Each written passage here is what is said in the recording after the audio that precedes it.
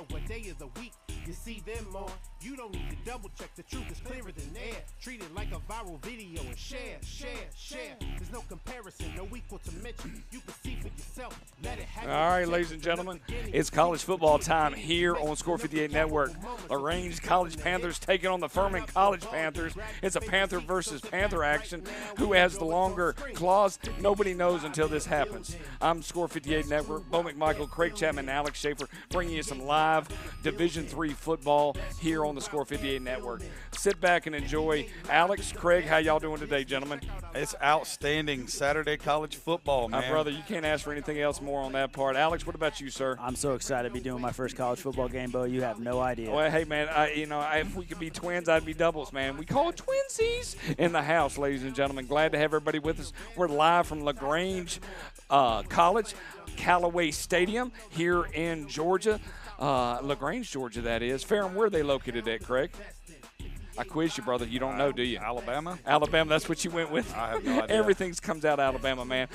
You can't have that.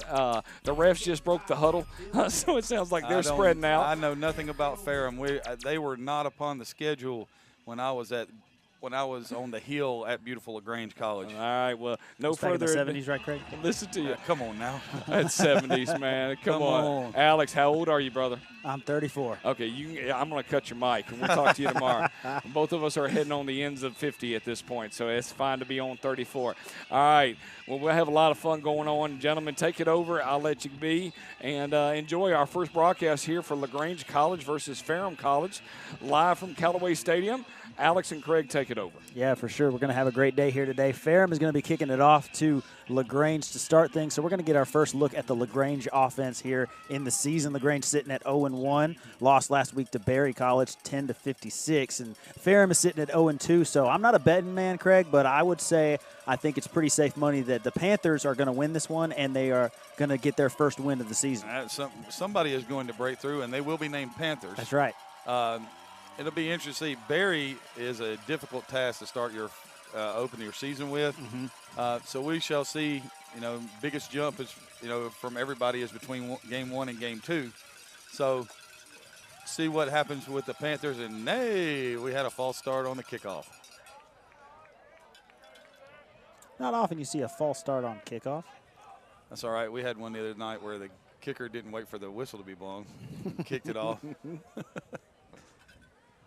So Ferrum is coming in. They are at 0-2. They've lost their first 2 games of the year, 41-9 against Virginia Wise and 31-3 against Muskegum. And so, like we said, somebody's going to get a victory here today, get their first win on the season, and it'll be exciting to see who walks away with the win. Is it going to be the Panthers or is it going to be the Panthers? I'm just excited to get to do a game where the referees will make actual referee signals. We have a beautiful day here from Callaway Stadium in Lagrange, Georgia. And going to have offsides on the kickoff, but we'll see what happens. Taking it about the 5. Got a hole out almost to the 30, but we do have an offsides here. Ferrum just a little bit early on that one. We'll see what Lagrange decides to do. I think if I'm Lagrange here, I'd just go ahead and take the field position. 29 is not a bad starting spot. Now, will they let them take the offsides after the return? That's the question, because they've changed the rules so much that you used to be able to. It used to be, you could just take it, add the 5 yards, and they are going to take the 5 yards from the end of the run. So it'll be 1st and 10, Lagrange Panthers at the 34-yard line. And my kind of thing, I see a bunch of receivers running on the field. Here we go. And the Panthers quarterback is a beast. Number 9, Shedrick Lindsay, the quarterback in for Lagrange. Shedrick was one of the captains today. Drops back, looking to his left, rolls that way. Tried to get it out there into the intermediate area to number 85, but it was batted away by the Ferrum linebacker there. That was number 85, Daquez Fryer, the senior tight end, the intended receiver for Lagrange.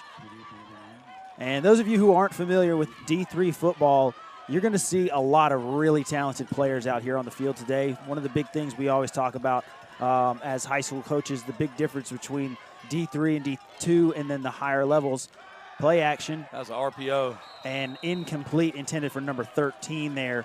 That's Rashad King. No, excuse me, Johnny Williams is the intended receiver there. But the big difference really for the higher levels versus lower levels of college football is just the size. There's not as much big size along the lines for D3 and D2 like you see at your bigger power schools in D1. And looking at this roster, Lagrange, you got someone 6'5", someone 6'4". That's about the biggest size you're going to get as opposed to like 6'7s and 6'8s at those top levels. But skill-wise, there are skill position players for days all up and down all three divisions of college football. 3rd and 10 now after the 2 incomplete passes. Shedrick drops back, looking to his right, nearly intercepted, trying to get it back out there to number 85, his tight end again, Fryer out there, and it was very well defended in the flat. You see very tight coverage out there. Tried to run the mesh concept right there. Good job by Ferrum. They had everything covered. Nice job, nice break on the ball right there. Just a spectacular play out there by the corner, probably actually a linebacker out there in coverage on the tight end. And so 3 straight incompletions for Lindsay is going to get the Ferrum defense a quick 3 and out. Punt team is on the field. Punt is away. That was number 10, Alex Rivera, the punter. And the return man, number 1 for Ferrum, is going to go down, but we do have a flag on the field. That was Matt White for Ferrum on the return. And, Coach, I'm going to say I think that you're wrong about where Ferrum is located. I don't pretty think sure that I it's am. Alabama. Judging by the location of many of the players on this roster, I'm going to say I think this is Virginia. Okay. Virginia is where Matt White, the return man, was from. Spotsylvania, Virginia. Ferrum College is in Ferrum, Virginia. So we'll take a look at the flag here.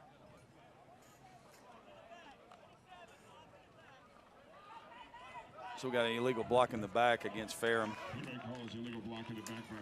And so that one is going to bring it back a little ways.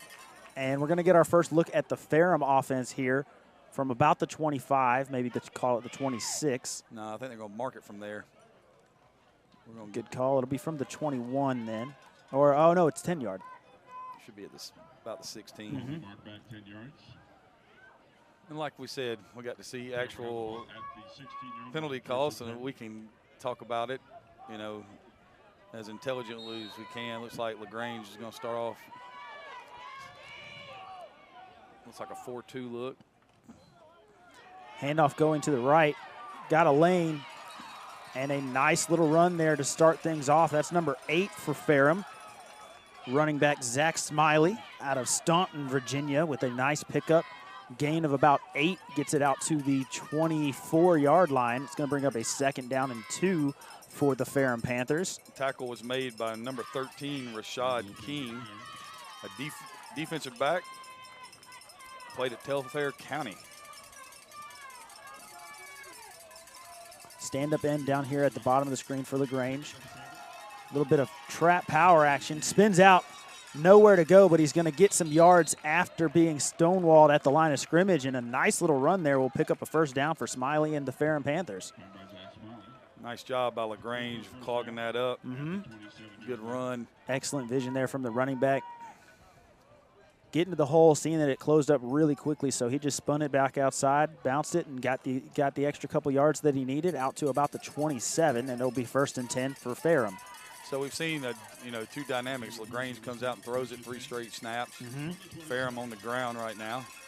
Braden Hawkins, the sophomore quarterback for Ferrum, finds his receiver in the flat, and it's going to be close to a 1st down, and I believe he did get the 1st down. A couple extra yards there on the 12-yard pass and catch.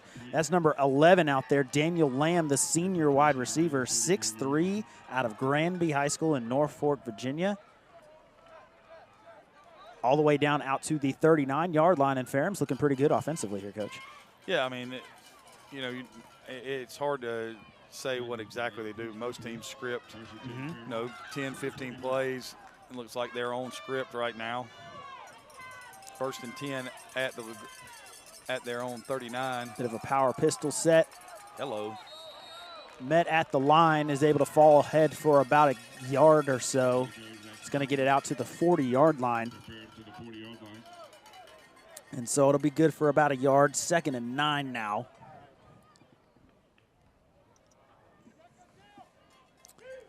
And after the first down run gets very little, we'll see what they have here in store on 2nd and long. First long situation we've seen from Ferrum so far. Quarterback Hawkins is in the pistol. Bit of a power set once again. Little bear front look here. RPO look. Wow.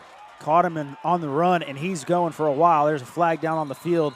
But number 3, Ryan Downer, is going to get out across the 40-yard line down to the 39 into Lagrange territory.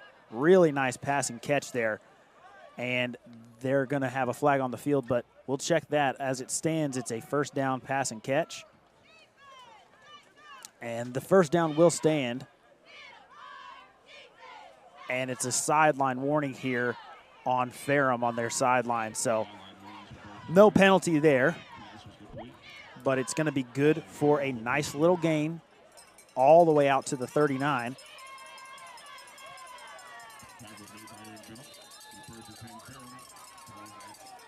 And Coach, would you consider that an RPO? Absolutely. He's just reading. They slid down in that bear front.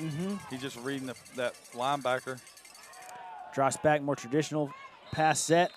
Trying to get that back out there to number 11, Daniel Lamb, the senior 6'3" wide receiver, but unable to get it out to him. Just a little bit out of reach. So far on this drive, Ferrum's run 5 plays. They have 3 first downs. And they're back into a 2nd and long now, 2nd and 10. And on the last 2nd and 10 was the RPO. 2 receivers to the right of Hawkins, 1 to his left, a power back up in front, pistol back behind. Handoff. And he's going to go for a while. And he's going to be out across the 30, and that's going to be good for a first down. Dragged a couple defenders. First contact made there by number 45, Rodney Wardlaw. But that was and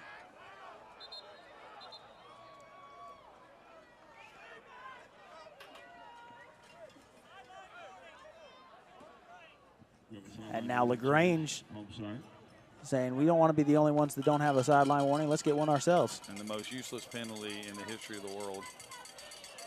Sideline warning. Now an overloaded tray formation here. Handoff is going to go for a decent little gain. Number 3, Isaiah Screen, sophomore DB, coming in at the end to finish it off for Lagrange. Number 7 on the run. I believe that was Neshawn Green on the run for Ferrum. Short gain on that one. And it's a gain about, actually pretty decent gain, about 3 yards on the gain. Brings up 2nd and 7. And that will be from the 26 of Ferrum, or excuse me, 26 of Lagrange. Double tight end set once again, Trey to the left. Handoff goes to the left. And another nice little gain here. And they're just chipping away as they get closer and closer to the red zone. Yep. Number 8, the running back there for him, Zach Smiley once again. Sophomore out of Staunton, Virginia, Riverheads High School. 3rd and about 3 right here.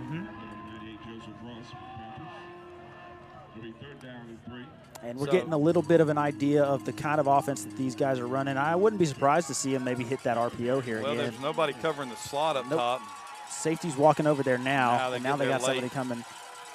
Zone over that direction. And it's going to be close. Great play made there by the safety and the linebacker coming across. That's number 18 on the play. Kason Jackson for Lagrange, a freshman linebacker out of Stockbridge, Georgia, went to Dutchtown High School. Good football play there. Came across there, but not in time to stop him for getting the first down right at the yard to gain, 19-yard line. Touchdown. They took down Warner Robbins last night. Great game across the board. Watching a lot of high school individuals in their next level being able to take it up to the next notch. I apologize for talking, lack of sleep. I just kind of go, sounds like a great game, gentlemen. Y'all are doing a wonderful job here on the Score 58 Network. We got the Lagrange Panthers live on Score 58 Network. Glad to have you with us. Second down and about 4 right here, 5. Second down and 5 after that 5-yard gain. Down to the 14, run by number 4, Josh Ellerby. Looks like we're going to have a false start here on the Ferrum offense. Or nope, it's going to be an offside. So it's going to be a first down for him here after the penalty. And this first drive has been a clinic by Ferrum. I think it's actually going to They're going to give him the first and goal inside the 10. And so we're going to have our first look now at a goal line defense for the Lagrange Panthers. So it's first and goal at the 9 right here. Ferrum coming out, tight end to the right, power back to the right. Handoff is going to go that way. Wow. Looking for a lane, and in for the score is Joshua Ellerby, number 4, the junior running back out of Cheraw High School in Cheraw, South Carolina. And they just creased them with power right there. That's all that was. A dominant drive. 10 plays, 84 yards. I mean, and you said it, just a clinic offensively. That's exactly how you draw it up. You talked about scripting things and staying on script, and it felt like everything was clicking for them there. They didn't have to do anything special. They just ran down the field, run their script, and put it in for 6. I mean, that's the way you draw it up when you're sitting there getting ready to play on, your game kick is plan. up, kick is through, and kick is good. So there's 9:34 to go in the first quarter. Score is Ferrum 7, Lagrange nothing. And if you're Lagrange right here, you've got to kind of do something offensively. You've run 3 plays, all 3 incompletions. Ferrum just went 10 and 84 and did it with, minimal resistance. So and balance very as much well. Heavy dosage of the run game, but they got into the RPO a little bit. Couple of traditional passes there with no play action on them, and everything they tried really was working. And they didn't really try to hit you down the field. They took what Lagrange was going to give them. Yep. They caught Lagrange sliding into a run front when they hit them with the RPO on that 2nd and 9, and it was an impressive drive right there from the Ferrum College Panthers. Now we're going to see what Lagrange does to answer. So the opening kickoff for Lagrange was a step away from being a big play. It really was. He had a crease and it closed, and that's one of those things you notice as you work up the levels of football. Those creases close really fast. This one taken out about the 8-yard line. Really good coverage there, and just a punishing tackle made by number 16 for Ferrum. That is freshman linebacker Matthew Nelson. We have a flag on the play right here. So the first 2 in held him up, and Nelson came in and just lit him up. Finished him off. I mean, it was just one of those things. And you would think that Lagrange is going to start at the 21, but I don't know what we're looking at here with this penalty.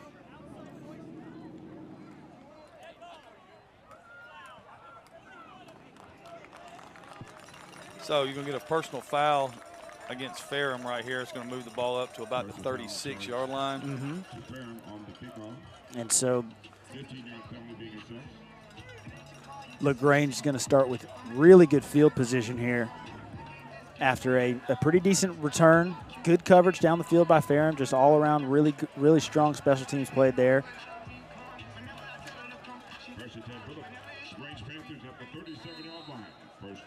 And so we'll get our second look at the Lagrange Panthers here. A little bit of different set right here. Tight end to the right.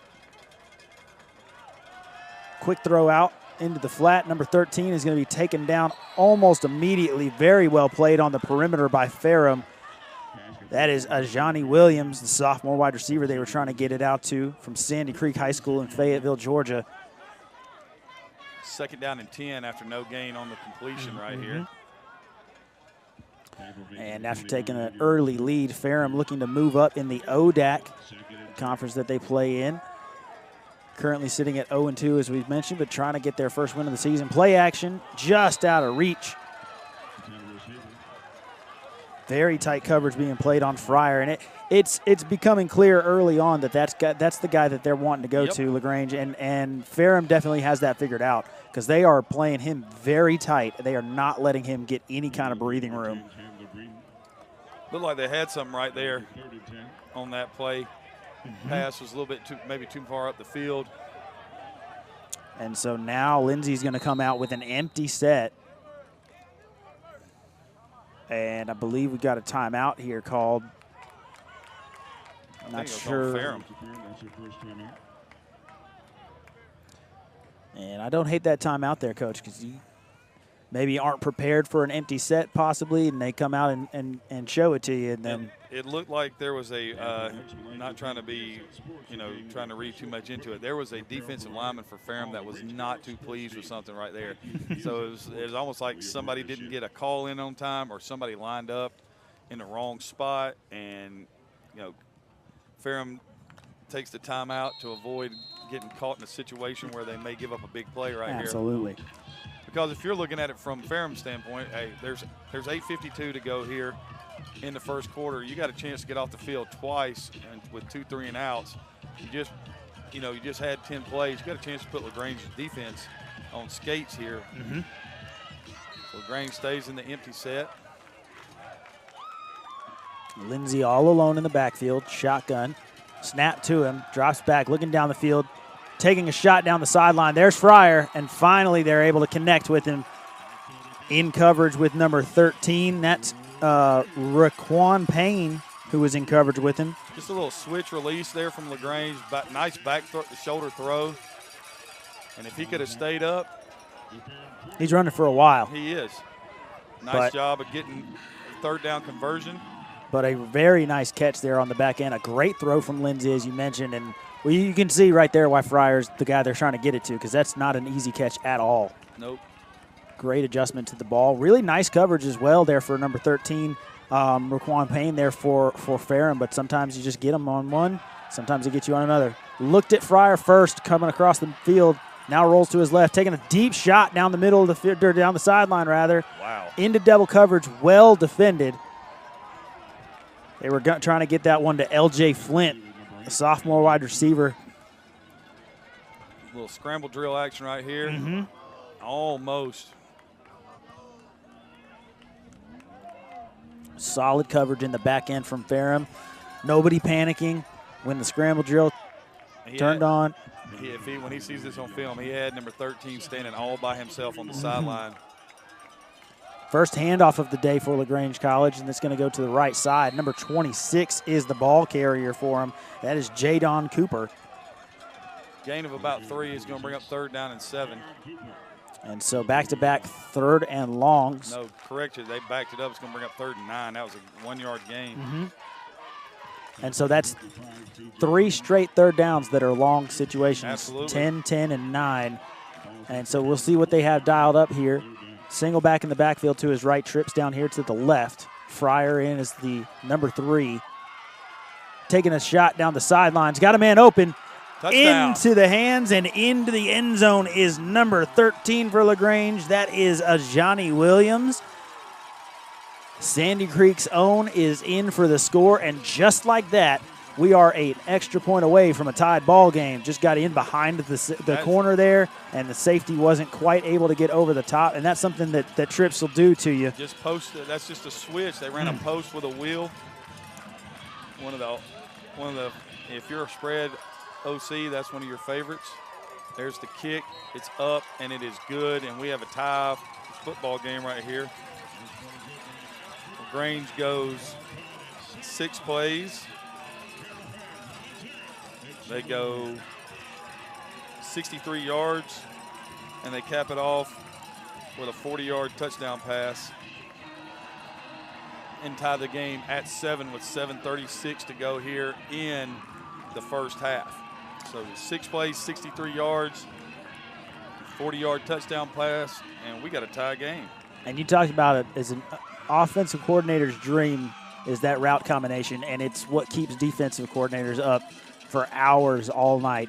Anytime you can make someone think about switching responsibilities in the back half of your defense, that's what you want to do. Anything with a cross. They tried it earlier. They ran a little mesh concept. Ferrum passed it off really nice, and so they went from mesh to switch, and they've had guys open. That was a good drive for the Lagrange College Panthers right there. Well, and you also have a lot of situations there where you potentially have a linebacker covering one of your better receivers who you probably aren't going to run as well as. 5-yard line is where it's taken. Nice tackle. And a great tackle made there in coverage by number 18. That is freshman linebacker Keshawn Jackson once again. And if Mr. Jackson doesn't make the play, there's a lot of room. Oh, yes. That was very well blocked, very well executed, and only one man could make that tackle, and he did. You can see the schedule up there for LaGrange today. They are playing Ferrum College. Next week they're going to take on Methodist, and then into October you can see there 3 away games into the October, deep in the October season, but with homecoming against Maryville there on October 8th. And LaGrange hoping to roll into that October road trip season with a 2-1 record if they can take care of business here. An excellent tackle from behind by number 4. That's Hassan Tutson, sophomore linebacker out of Buford, Georgia. Went to Mill Creek High School. That's going to be a loss of 3. Big play made there from the back end by the linebacker there. So it'll bring up 2nd down and 13. So the first time all day that Ferrum has been behind the sticks. Going back to their double tight end set. Got him. Free play here. And they're unable to connect there, taking a shot down the sideline to number 7, Nashawn Green. But the offsides is going to be a free play for them. You just take your shot, and couldn't connect, but they're going to get a free 5 yards. And so they're right back ahead of the sticks now with a 2nd and 8. Math is hard. Nah, man. Math is just math. So after the penalty, it'll be 2nd and 8 now. 2nd penalty in the game.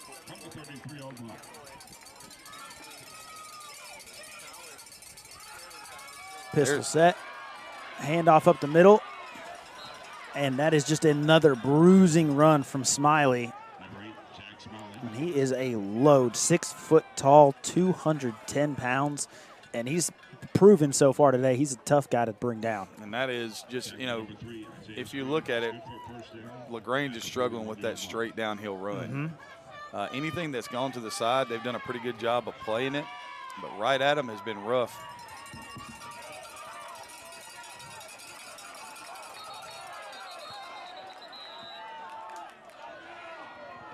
We're going to get a false start here now on Ferrum.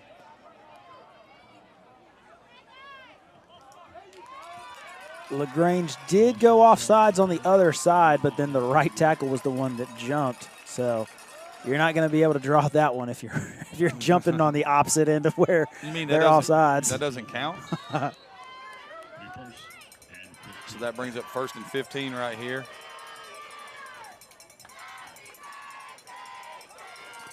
Somebody's birthday in the crowd. Happy birthday to them, of course.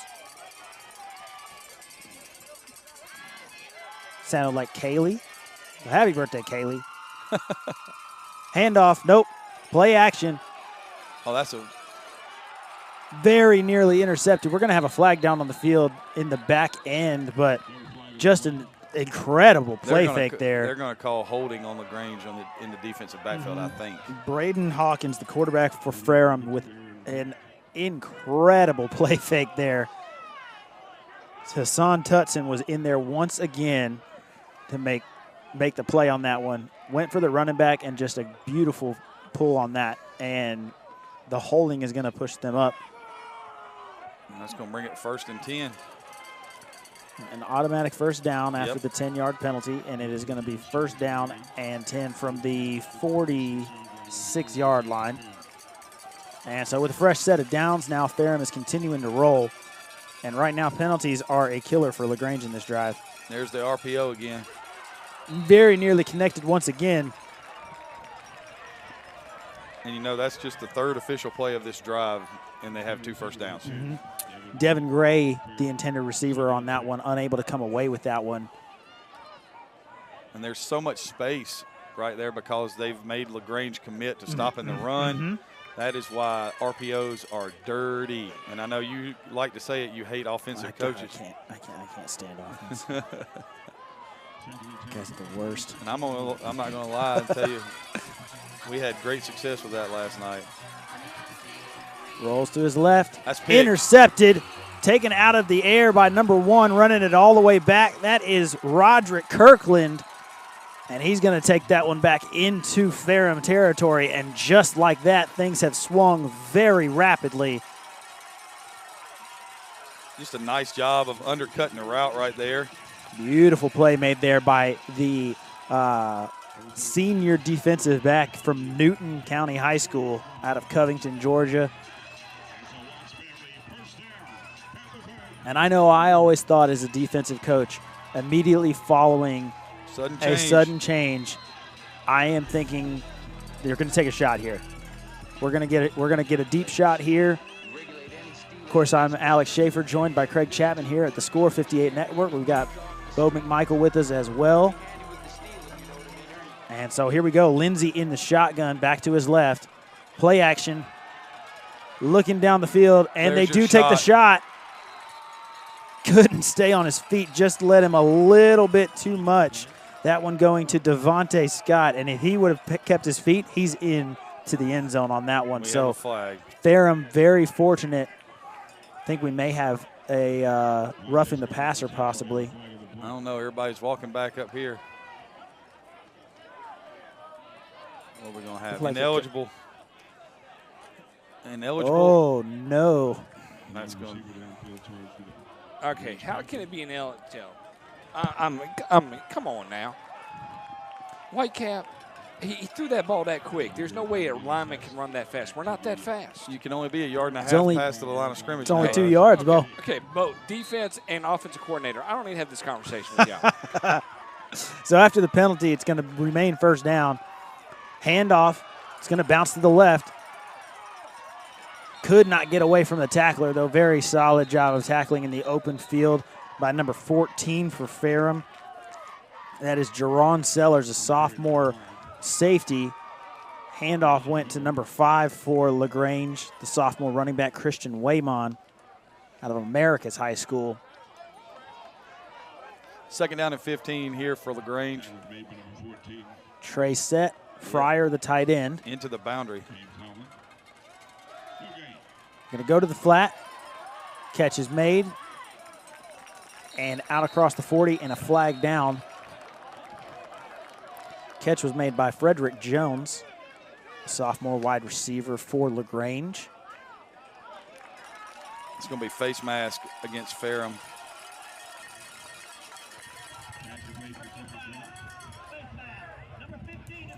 And that's going to make it 1st and 10. That's exactly what we got, Coach. 15 of the defense. That is Julian Morgan who committed the penalty there, and it's going to move them even closer to the red zone. Knocking on the door at the 23-yard line. Fresh set of downs. Lindsey back in at shotgun with a running back to his right. Handoff goes to him. And a short little gain there is going to get them a 2nd and 8 as he gets it out to about the 20, call it the 22, so it'll be 2nd and 9. Yep. 1 yard gain on the run. And that's why, you know, you can never underestimate the power of momentum. It looked like Ferrum was going to do whatever they wanted to do. Lagrange hits a big play, gets the interception. Big shift here now from trips left to trips right. Ferrum looks to have adjusted. They're going to go to the left, in and out of the hands. And that's one that I guarantee you Lucas is going to be wanting back. Dana Lucas, number 15, the junior wide receiver, and that one's just – that's one you got to have, Coach. Yeah, you know, that's what we call a layup. You gotta make your layups. And you know, when you're at that point in time, so it'll be 3rd and 9 now for the Lagrange offense, and Ferrum with an opportunity here to maybe get off the field. This would be a great down for a screen. And as soon as you say that, they motion to empty, taking the Touchdown. shot. Oh, just out of reach. Waymon going for it all, couldn't quite bring it in. Ground forcing that one out. An exceptional effort on that one. Just a great play design there. Motion to back out of the backfield. You've got your one-on-one matchup with a linebacker. You'll take that every time. He beat him with speed, and Lindsey just out of reach. Just a little bit too much on that one. And Wayman unable to come down with it. So it's going to bring out Alex Rivera for the kick. Going to try for a longish field goal. Kick is up and through, and that's going to be good to push it to 10 for Lagrange. 10-7 is our score now. 3:30 left to play in this one. That was a 40-yard field goal. Lagrange is going to take the lead. So Lagrange took over at the Ferrum 40. They cash in on the turnover. They do, but you got to feel good if you're Ferrum right now. You start with field position at about the 40-yard line, and it's a sudden change. You have a couple penalties. You have a couple of deep shots that they aren't able to connect on, and you get off the field giving up only the 3 points. You feel good if you're Lagrange getting points off of basically a free possession, but you got to feel good if you're Ferrum right now getting out of there with only giving up 3 points. And you know, I would agree with that. If you're Lagrange, you're like, we had the first play was a deep over route down inside the 20. You know, we have an ineligible receiver downfield, so that kind of ruined that drive. Kick is going to be fielded at about the 8. They got something here. Oh, he had a lead blocker out to the outside. If he cuts that left just a little bit, got a Lagrange player down. That's number 6, David Dillard, freshman DB out of Monroe High School in Albany. So there will be a little bit of a break in the action as they attend to Mr. Dillard. Nice little return there. That gets them out past the 40-yard line. I think they're actually at the 45. And so Ferrum is going to start off with very good field position here.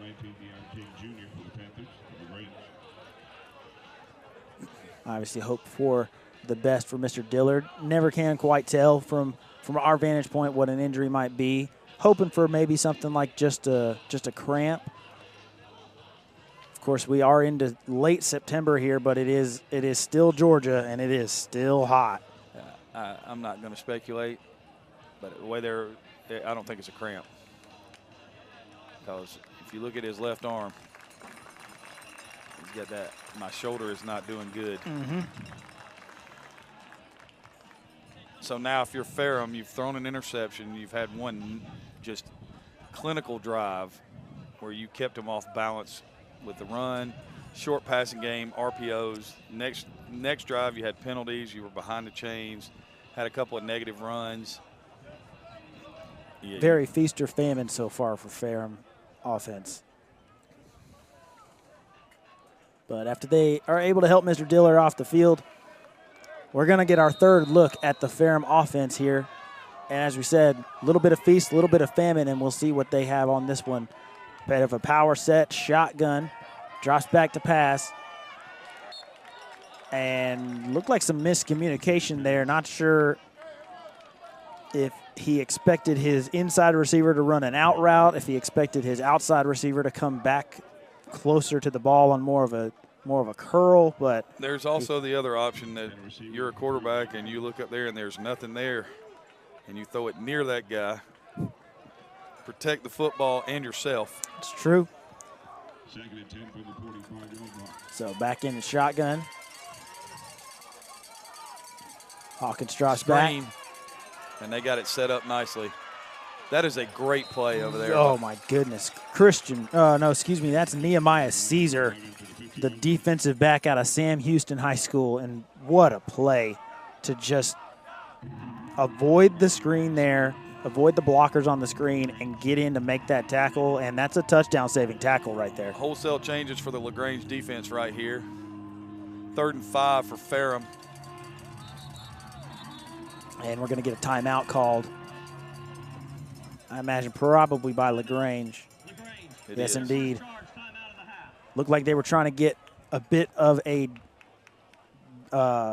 quarter package, possibly a bit of speed out there on the defensive side, expecting a pass situation at 3rd and 5. But as you can see, we got the Lagrange schedule coming up here.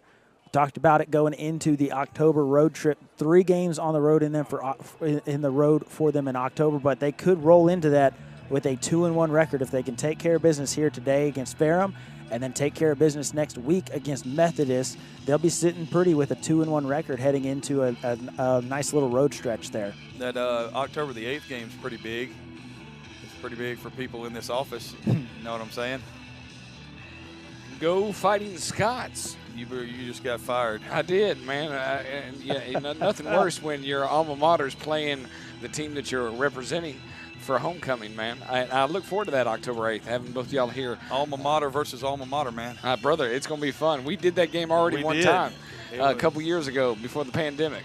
We did it at Callaway Stadium. We did, in the rain. It was not a nice day. No, it was way before our technology adjustments where, like, hey, let's be in the office where I can wear, boxer shorts and tank tops and call the game. TMI, buddy. I feel like I didn't overshare. I didn't show you a picture. That's true. On that part. So, it's all right. Quarterback Hawkins draw. Takes wow. off. Gentlemen, y'all got to tell me to get this artwork off, man, when I'm having a conversation with you. I apologize for those out there watching in the old world. Well, the conversation was just so sparkling. I know, but when we said boxer shorts, I was like deer in the headlights. I was like, oh, I'm going to keep going with this. Gentlemen, y'all doing a great job here. A couple things about, give us a little bit of history about Lagrange College there, Craig Chapman. Lagrange College, right now, the Panthers embarked on the 2022 season against Berry. They suffered a tough loss. But this is the,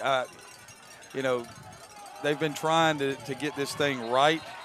And an excellent play there from sophomore Hassan Tutson, calling his name once again, meeting the running back in the hole and driving him backwards, gain of maybe 0.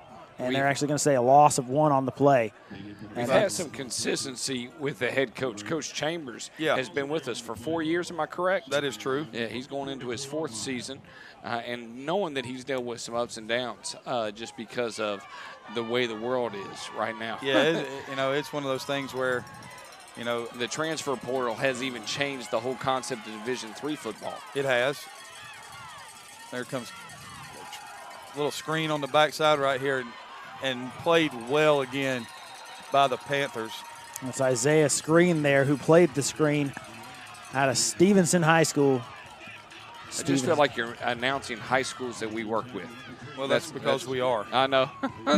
Everything in the state of Georgia, I'm like, yeah, okay, that's one of our guys that we've dealt with on that part. So. Well, I talked about it at the start. D3 is such an underrated division where there's so many good football players. I played 4 years at a D3 school. Mm-hmm. And I already stated to this point, if LaGrange College existed for football back in 1993, I'd have been a Panther.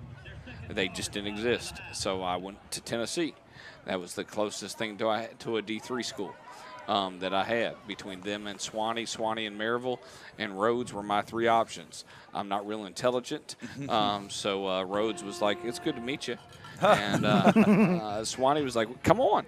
And Maryville was like, we need to talk. And so it took a little bit of time to convince them to bring me. But, hey, 4 years later, and an education on that part's not too bad. But we're ending the about 30 seconds remaining here in the good old-fashioned second quarter. No, first quarter. First quarter. Apologize. You know, It's funny that you were talking about.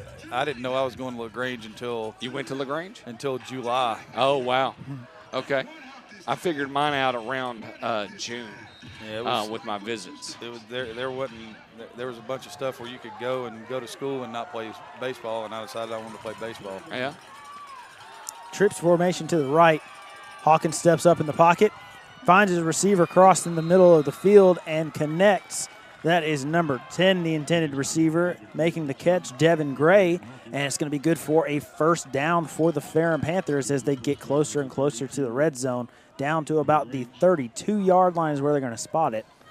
I do enjoy the offensive play of both teams. I feel like it's very going into Ferrum's got the third game of the season. This is Lagrange's second. Could have been their third, but their first game was canceled.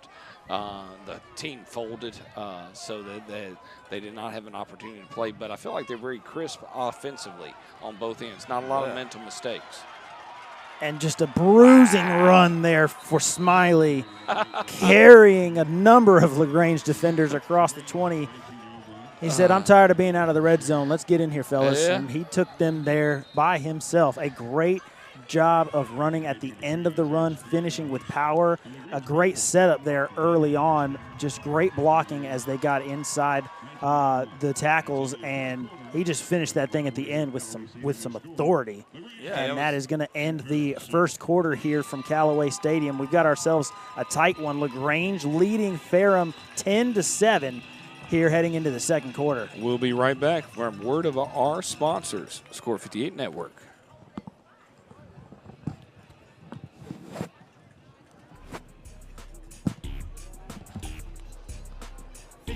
Live is the place to be for quality broadcast for you to see.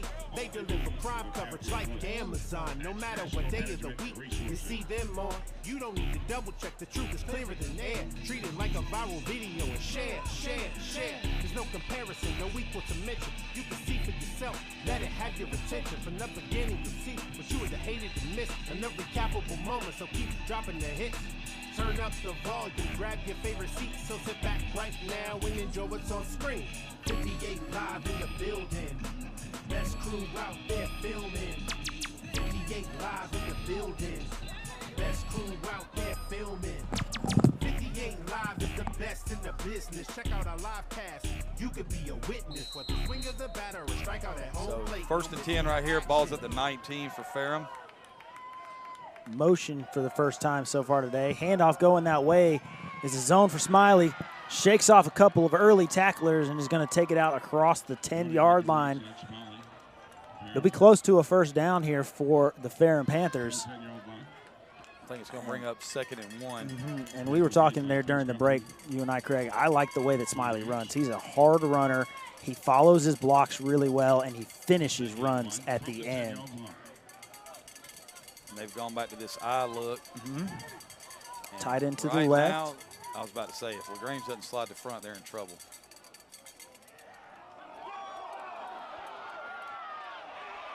Wow. And Smiley is going to go in for the score. What an individual effort there.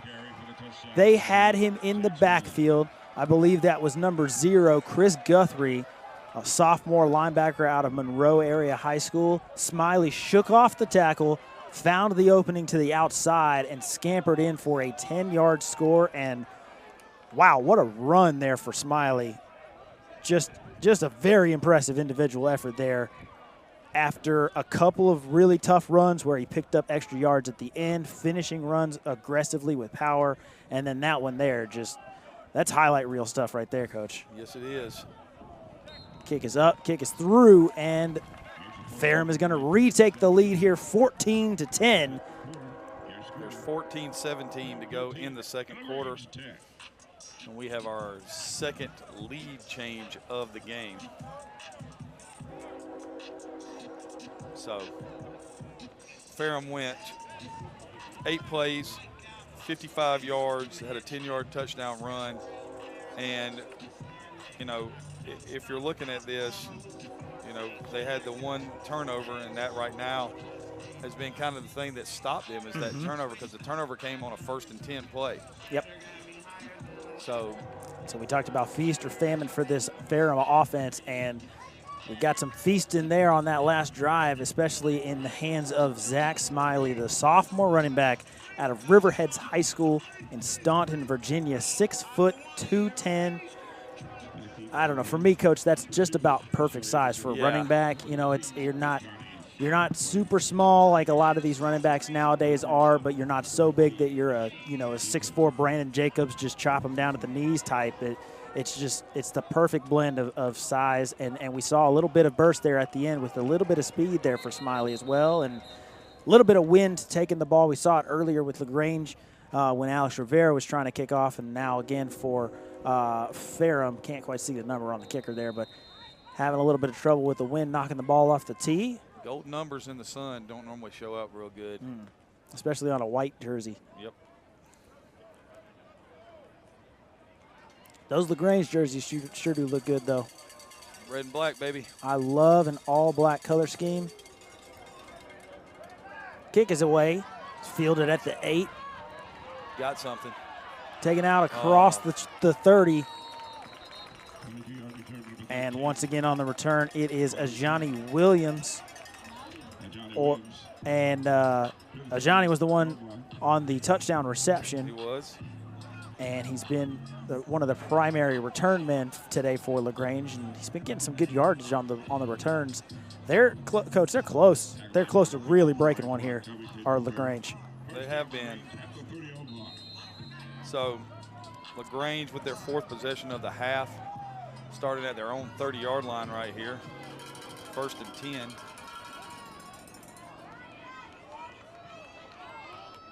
Another big shift here. Into the backfield comes number 2, Jashari Anderson. He's going to go out into flat. Swing route to him out there. Well defended, but he's going to make a couple guys miss, and they're down out of bounds around the 33-ish yard line. So a nice little gain there for him. 3 yards on the first down pass and catch. And it's going to be 2nd and 7. Yeah, 2nd and 7. Now, Coach, here's my question. Why did they spot the ball so far away from the hash? I don't know. Quick snap. Get it out there to him on the screen. That's a really nice job. And Williams just steps out. Oh, my goodness. If he doesn't step out there with his pinky toe. Woo! But it's going to be good for a first down here, Coach. Just caught Ferrum sleeping a little bit there. Hit him with a burst play. And they're right back at it. They're going tempo here. Quick out into the flat. On his feet, but can't quite stay up. That's Jaden Smith there on the catch out of Greenbrier High School. Another nice little gain out to about the 48, and they're closer and closer to midfield. And Ferrum here is going to take a timeout to slow things down a little bit, rally the troops.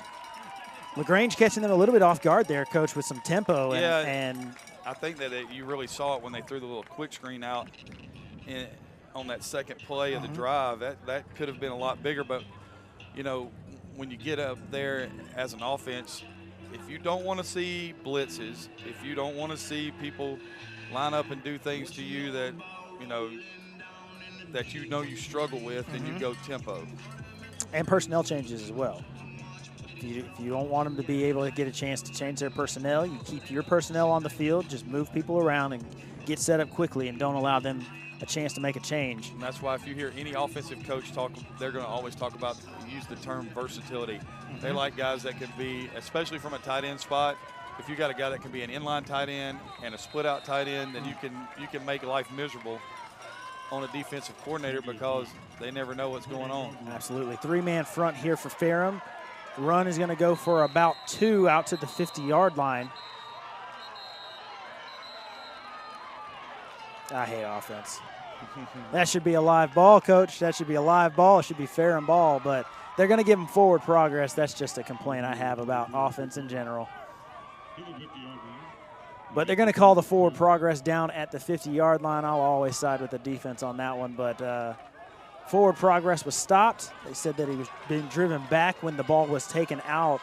But we've got a 3rd down and 3 here now. Handoff goes to the left. Oh, nice cut. And off to the races is number 24 for Lagrange. They're going to catch him and take him out of bounds before he's able to get in for the score. But Aubrey Carter with the run there, sophomore running back from Noonan High School, is going to get them inside the red zone down to the 13-yard line. And Lagrange is threatening right here, and tempo has got the Ferrum Panthers on their heels. They don't have an answer for it. Nice tackle there made as they try to go back to that left side. Carter without any really room to run, but he gains a couple of yards as he gets to about the 10-yard line. And gain of 3 right there to bring up 2nd and 7. And I really like the changeup that Lagrange has given them with this tempo. Right now, the matchup is 85 on the short side right here. I mean, you got anything, you can just stand up and throw jump ball right here. Now screen makes him a horrible matchup. And they went inside with the slant, just bodied him out. And so not a bad decision there. Number 29 for Ferrum College was in coverage there. That is 5'10", 185 out of Richmond Hill High School, Avion Smith. And you've got him matched up on DeQuez Fryer, a 6'2", 230 senior tight end. I think that's a matchup you're going to take 9 times out of 10 as an offensive coordinator. So this will be interesting right here. From the 1 in the gun, that's an easy touchdown. Oh, he didn't. Oh, my. We'll check the signal. That should have been an easy touchdown. The way Lagrange's crowd reacted. That's a touchdown. And in for the score. Finally, we get the signal. So Carter's going to go in for the score from the 1 for the 1-yard touchdown run. And Coach Lagrange answered with authority. Yes, they did. Kick from Rivera is good, and Lagrange is going to retake the lead 17-14 here off the legs of number 24 Aubrey Carter, the arm of number 9 Shedrick Lindsay, and the hands of number 85 DeQuez Fryer. And man, that was impressive. If you're watching with us at home and enjoying this Lagrange College and Ferrum College matchup, I would suggest that you go get a sandwich, get you a beverage of your choice, lock in, because this is going to be fun. I mean, this is some high-level offense being played right here. Yes, it is. It's fun to watch. And I love the change in the tempo. That was a great call. I mean, you're sitting here looking at Lagrange just went 8 plays, 70 yards, capped it off with a 1-yard touchdown run. In about 2:15. Yeah, it wasn't very long.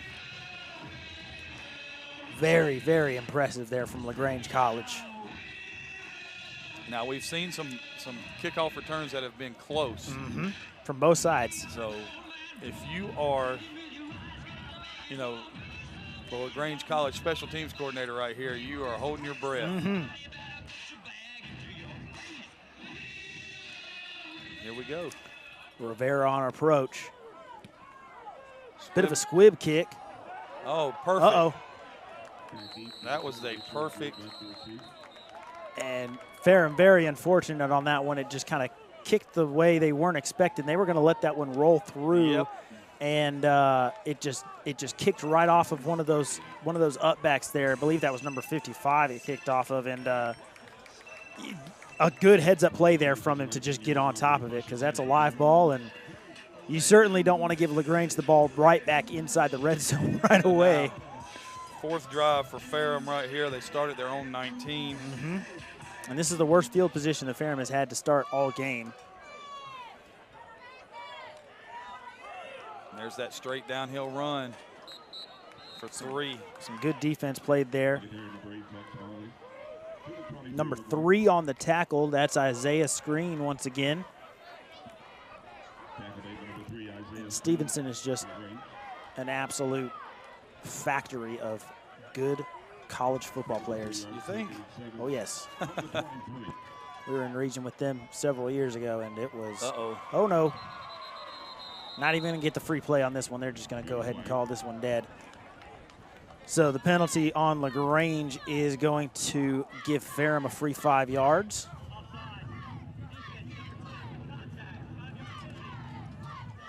And it's going to remain second down here after the 5-yard penalty. They hit him with contact, so it'll bring up second down. Well, they're going to call it 2nd and 1.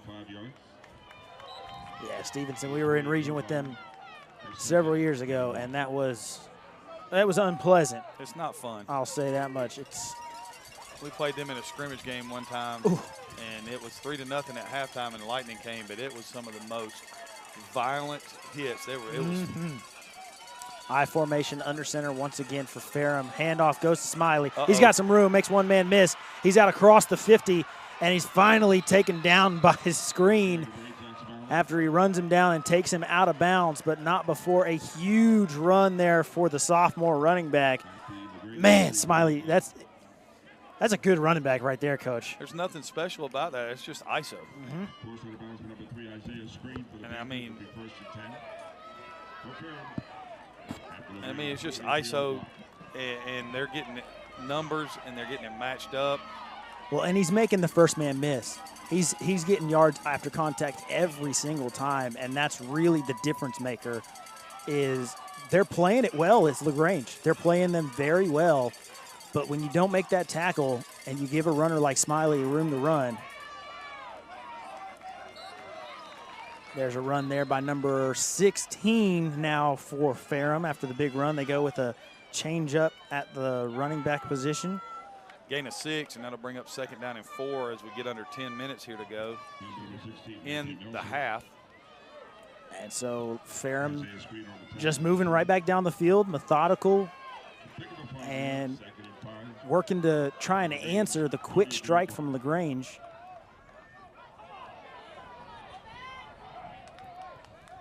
So after a hard count gets him to jump, but not quite all the way off sides. Hawkins resets, pistol set, handed off. Nothing. And great play there made by the Lagrange defense. And I've said his name a couple of times today, Hassan Tutson in there once again, the linebacker from the outside. Just a great play there from the sophomore out of Mill Creek High School. And Coach, that's a matchup that's been fun all day. It's Smiley and it's Tutson, and those are two real good football players we're watching right here today. And I mean, if you look at this, Ferrum's in and out of the huddle. They're not pushing tempo, but they have tempo. So it's not like they're not taking their time. That's illegal motion. It is, but not called. And number 0, Chris Guthrie, with a big-time tackle there on the crossing route. Went to number 11 for Ferrum. Daniel Lamb was the receiver there. They did call it. Look at that. Wow. Illegal. That's going to be turning up. He turned up too early. So what are they going to call that, illegal shift? Probably. I think so. I think it would be an illegal shift because he's and if you're Lagrange, you got to take this penalty. I'm not giving them 4th and 2. No, not the way that they've been running. That's going to make it third and 9. And so it is indeed called the illegal motion there on that one. And that's a big penalty for this Lagrange defense because, like you said, the way that Ferrum has been running the football, you don't want to give them a 4th and 2. Any kind of short yardage situation is going to play right into what Ferrum is clearly trying to do. And if I'm Lagrange right here, I'm very cognizant of quarterback draw. We've already seen it. Hawkins drops back, no draw, gets it out. Very nearly intercepted. That is Aaron Belt coming over the top. They're going to throw the pass interference. They are indeed. I think they got tangled up. I didn't see anything, Coach. Rubbin's racing. You know, and on this, I agree with you. There's a lot of times where you can see pass interference, and it's to me it's pretty obvious, and it doesn't get called, and I'm like, come on, guys. They call defensive holding. It's going to be an automatic first here for Lagrange, and so the penalty is a killer there for or excuse me, first down for Ferrum. The penalty is killer for Lagrange. First and 10, at the Panther 33-yard line. First down. Trying to get him with the hard count once again. Hawkins sees a little bit of action, a little bit of movement there on the front.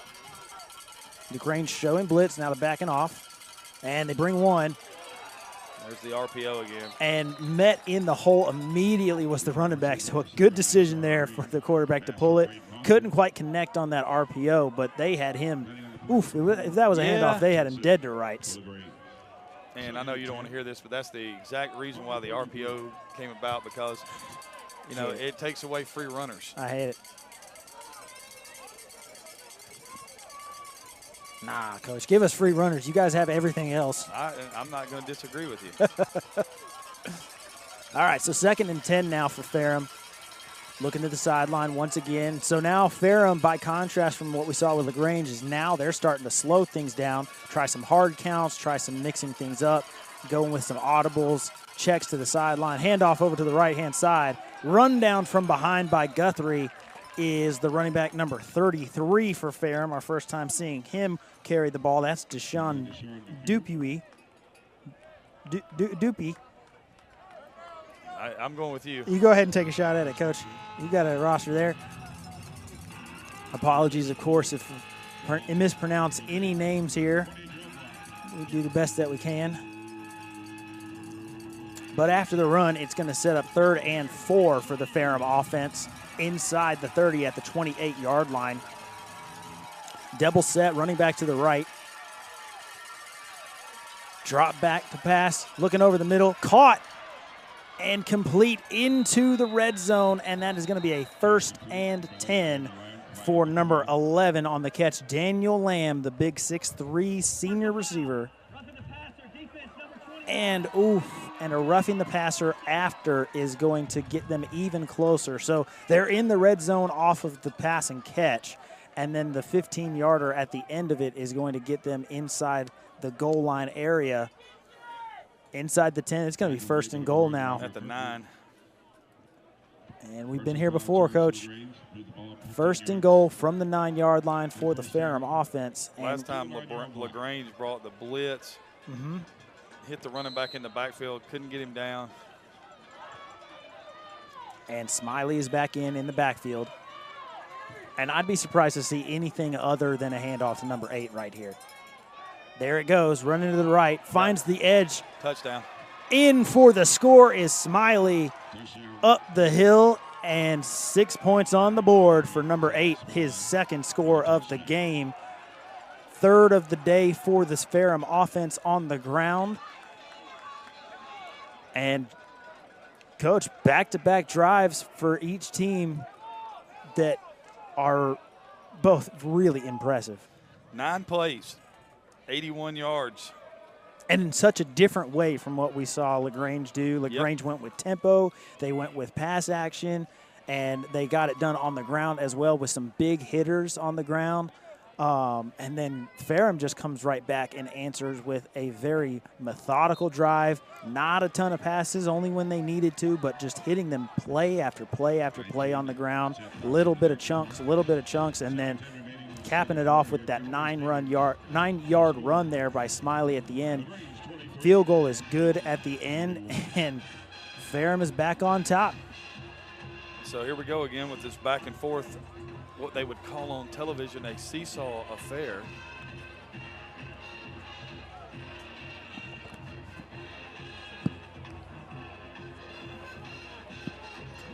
So 21-17 is the score here, with about 7 minutes left, just over 7 minutes left in this 2nd quarter. And again, Lagrange has been close on a couple of kickoff returns.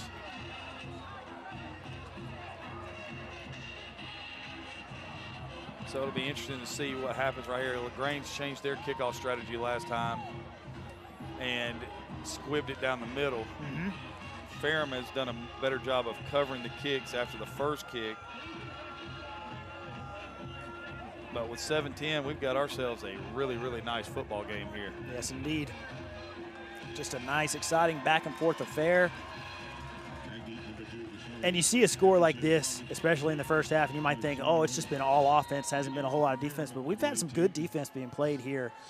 Just some really great individual efforts and finding some openings where they're very tiny. Kick is away. Short pooch kick taken at the 25. Uh-oh. And they're going to close the door very quickly. Coach saw it open, but it's going to be number 45, Rodney Wardlaw, the 6'2", 225 defensive lineman out of Brookwood High School, with a rare opportunity to handle the football there, I believe, for him, probably. Like, yes, sir. Give me this football. And his return fared better than Brookwood did last night. That was rough. So they're going to spot it at the 37. Fryer is in as the true tight end. Now he's going to motion and reset. Still staying as a true tight end, but a tray set. Handoff goes away from the strength over to the left-hand side. And after the run by Jadon Cooper, it's going to go for about 1, maybe 2 yards. They got to come back to that. That play had legs in it. There was a really nice job by the linebacker from Ferrum right there, scraping over the top. But that play has legs. You trade the tight end over here to what we call, tight end trips or tray formation and run it weak. Play action over the middle, caught by Williams once again. What a catch. Just a beautiful throw, and here comes that tempo once again. A Johnny Williams across the 50 gives them a first down, and they're going right away. Same tray set, handoff, and just a nice little patient run there for Cooper as he just finds a little hole in the defense, gains himself a nice little gain of about 5. They're going to call it 2nd and 5 from the 43. Uh-oh. Uh-oh. Smart. That was really smart by the quarterback. It was. Excuse me, sir. How's that not intentional grounding? He threw it over the receiver's head. He threw it over everyone's head. There was no one near that throw, Coach. He threw it right over his receiver's head. Oh, come on now. There was a receiver in the area. In the area, yeah. A Ferrum receiver on the sideline somewhere. As a quarterback coach and an offensive coordinator, it's a very smart decision there on that one. My guys know that if that happens, you find your color jersey and you launch that joker to your grandma in the stands. Ground ball there on the snap. Looked like people weren't ready there. The center a little bit early on that one, but just a great decision there from Lindsey to get rid of it out there when no one could make a play. It's third down now. Taking the shot down to Williams. Wow. Oh my goodness. Ooh, wow, what an effort there from both the defender and the receiver on that one, running step for step, as you can see on the replay. Both making an effort at the ball. Great play by the defender there to knock that one away and not give Williams an opportunity to make the play. And with 4th down, they're going to bring the punt team out onto the field, try and pin them deep here, make them have a long way to go. So that miscue on the snap on the 2nd down play, really a killer for Lagrange, as they were moving really well. And so our second look at the punting unit. Oh. And so that one's going to be down. They're going to say it's down at the 2, but I think that should be actually at about the 7 or 8 because first contact was on the helmet of. It'll be at the 9. The 9. Okay, I see.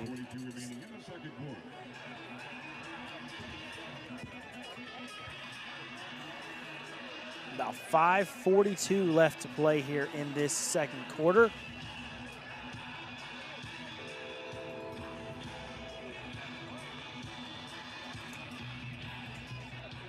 So now if you're Lagrange's defense, you got to get off the field. Mm-hmm. Because you haven't. Ferrum gets the ball to start the second half. Yep. So their goal is to take 4 or 5 minutes off the clock right here. Go down and score and steal himself some points. Oh, had a chance in the backfield. Nicely played but still no gain. Maybe a yard there for Smiley. He's going to get out to about the 10-yard line, so a 2nd and 9. And again, like you said, Lagrange has got to get off the field. Also, because they haven't so far. They had the interception, but other than that, Ferrum has scored every time they've had the ball. Ferrum's had drives of 84, 30 where the interception took place, 55 and 81. This Lagrange defense has been on the field a lot. I was waiting on it. As soon as I saw them mug both A-gaps right there, all I was thinking was, this is RPO. And if he gets that throw up, there's nobody in the middle of the field right there. And he's trying to get that one to Eric Harris III, the sophomore out of Greenbrier High School, but unable to connect with him on that one. And so it's going to be 3rd and 9 now. And Ferrum hasn't been in long situations on 3rd down very much today. And here is my thought process on this. You have to understand what they're trying to do right here. This has been screen. And it's a safe throw down here. Oh, they just across the middle. Nice.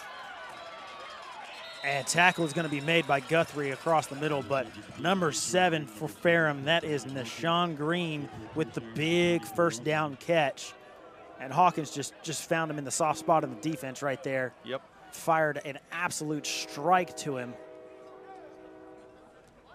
And Ferrum, not only do they get themselves a little bit of breathing room, but they also get the chains moving. Yep. And give them a fresh set of downs. So this back down into I formation, and now you're looking at least another 1.5 to 2 minutes off the clock right now. Play action, rolling to his right, looking down the field, caught. Wow! What a catch! We'll get you a number in a second. That's number 3, Ryan Downer. Coach, they had 2 guys standing out there wide open. There was not one guy wide open. There was 2 guys wide open. I didn't think he was going to make that catch. I thought Hawkins let him too much, and then he just came down with it. That was impressive. And Ferrum is on the move now. 45-yard line, 1st and 10 once again. Hawkins with the pistol back. They're going to slow things down here now. I love this tempo where you can set check.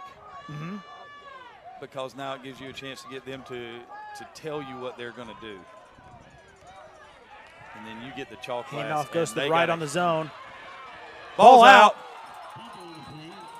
Ferrum very fortunate to fall back on top of that one. Just a great little tackle there.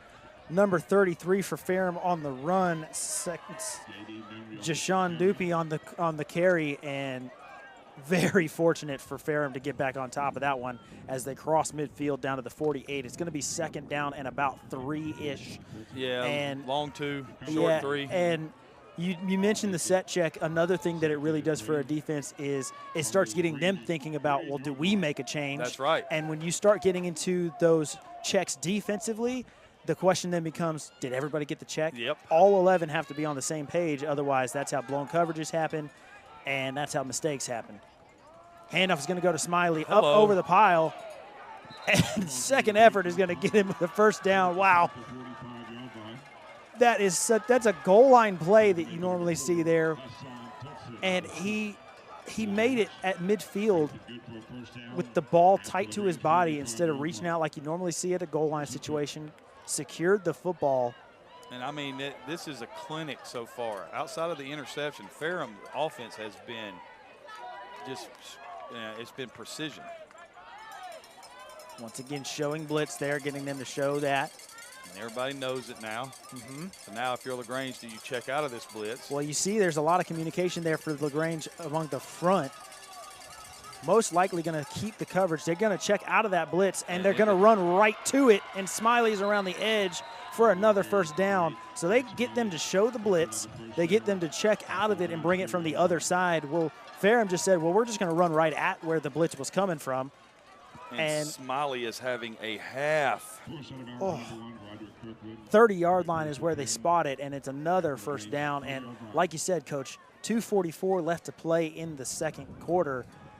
And Ferrum with an opportunity here to go down really methodically, put this one in the end zone, and then they get the ball back to start the 2nd half. Yeah, it's one of those things that, you know, right now there's no answer for Lagrange on defense.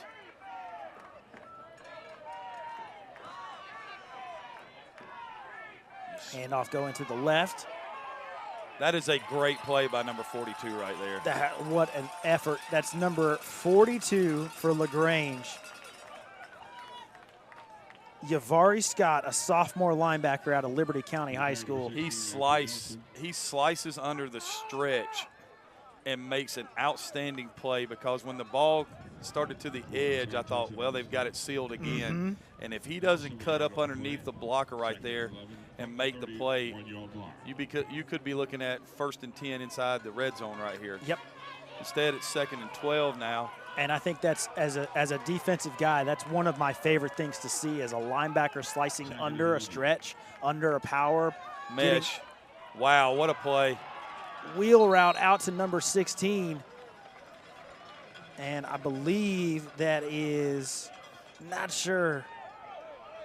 The 2 16s we have on the roster are listed as a cornerback and a linebacker. Not sure if that is Quatarius Foster or Matthew Nelson, but either way, it's a really nice play for Ferrum. Well, they ran mesh and they ran the running back. I don't even think it was supposed to be a real wheel route. I think it was just a flare away from the mesh, and they got the linebackers trying to sort out the mesh, and nobody's sorting out the back. Really nice play design there from Ferrum. And we're going to get a timeout here. Lagrange's final timeout of the half. So 1:55 left to go. You're down 4 when you're looking at it from a Lagrange standpoint. This right here is the 12th play. This will be the 12th play of this drive. And they started with the ball at the 9. So you've been on the field for a while. You've had a chance to get off the field, you know, a couple times. And then we're going to look at this play right here, and all of us, I mean, just look at this. This is a high school game from last night in the state of Georgia. Now watch. The quarterback is not set. Nobody's set. The ball is snapped. Nobody's set. Everybody's moving. The center snaps the ball. That is illegal motion, illegal shift. An illegal snap as well, because the center lifted his butt before snapping. And ladies and gentlemen, just so y'all know, that was the last play of the game. No flag was thrown, touchdown, game over, and that would have been the day I would have been looking for a job, because the nonsense that would have occurred on the field after that would have been epic. If you change your mind, take a chance on the first thing. Well, those referees didn't change their minds. Nope. Take a chance on. All right, play call right here, Coach. If you're Ferrum, you got one timeout left. What are we at? First and 10? First and 10, and ball's at the 17. I think I might take a shot down here to Lamb down here at the bottom of the screen. Oh, that's really nice tackle right there. Clock runs. On the carry, number 16, Matthew Nelson. So 14-yard line. inside the 15 down to the 14 Second and and a 7. half. And they're doing exactly what they want to do now. They've got it. Everything is in their favor. The clock's in their favor. The situation of the game is in their favor. The score is in their favor. Even if they kick a field goal right here, It's free points. And look who's back in the game. of course. Would he not be back in the game? I thought he was going to be back after the timeout, but get him an extra play, an extra breather. Now he's out on the wheel route, went right back to it. Same concept, wow. over the top. Oh, my goodness. What a player is number 8, Zach Smiley for Ferrum. He's got himself 2 rushing touchdowns. He's now got himself a receiving touchdown. And so far the highlight of the day with the hurdle over the defender. There's nothing you can do about that as a defender. It's one-on-one in the open field. He can do whatever he wants with it, just reads the shoulders and goes over the top. And that was just, well, you said it. They went back to that mesh concept, get the linebackers all caught up in space in the middle. You got your running back out into the flat, just dump it to him, catch him in stride. Led beautifully by Hawkins on the throw. Kick is good, and that is going to make it 28-17 here. Now, Lagrange does have about a minute 10 left, but they've got no timeouts. Nope. But they've shown with tempo that they can really get the ball down the field in a hurry. But, oh, my goodness, what a drive for the Ferrum Panthers. 91 yards, Coach. Yep. On, what was it, 14 plays? 13 plays. 13 plays, 91 yards, capped with a 14-yard hurdling touchdown reception for the early candidate for player of the game right now. Oh, my goodness. Well, I mean, it's going to be hard to catch with 3 touchdowns in the first half. But crazier things have happened for sure. And, Coach, this is a good game. Yeah, but, I mean, this is what football is. Now, you know, as much as we've lauded Ferrum in the first half, and we should have, because they've played really well on offense and have been opportunistic on defense. You know, Coach Chambers will have the chance to go in at halftime right here and make his adjustments. And this game is not out of the reach of. Not at all. I'm certain that there's going to be a few more touchdowns scored. Looks like we're going to see a squib kick here, or a quick little pooch kick. Right back to big 45. He's got another chance.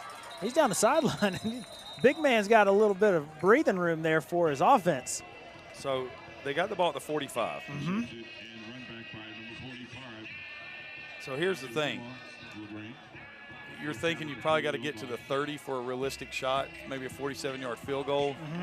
So you got to get what, 30 yards? I would say so. 30 yards, no timeouts, 1 minute and 5 left. And they're right away in empty.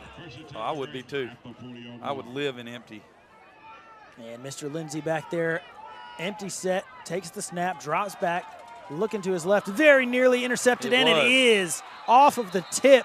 Oh, my goodness, and now with a timeout and 1 minute left. Do we have a flag on the field?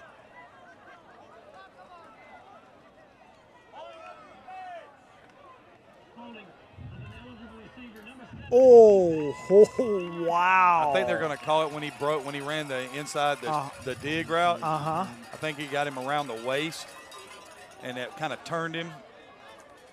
And that's unfortunate because it really had nothing to do with the play itself, because they got in there. The defender underneath, who wasn't involved in the penalty, was the one that got the tip, and then it's anybody's ball. So, just an unfortunate break there for Ferrum, but Lagrange with new life now after that penalty. And we'll see if they can take advantage of it. Ball at the midfield stripe, Fryer in motion, and Ferrum is going to take their final timeout, I believe. Yeah. And it is indeed the final timeout of the half for the Ferrum Panthers. And I think this is probably just a let's get a breather here. Let's not give up anything extreme. You had a play where you thought you were going to get off the field and you give yourself a chance to widen the gap before halftime. Somebody's probably not feeling really good about the fact that they got called with a penalty when they probably didn't think it was a penalty. Yep. So clear your head and line up and play. And if you're Lagrange, you're sitting there, hey, we've got 59 seconds left to go, and we're going to throw this football down the field.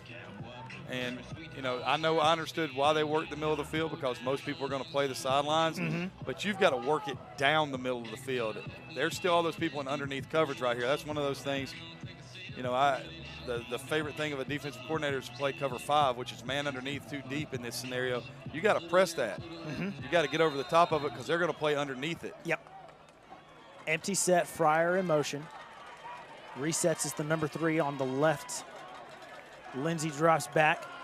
4-man rush. Right down the middle deep of the field. Across the middle of the field, out of the hands. Very nearly caught down the middle of the field by number 17. That is Frederick Jones. Couldn't quite bring that one in. But we've got another flag on the field. Another flag.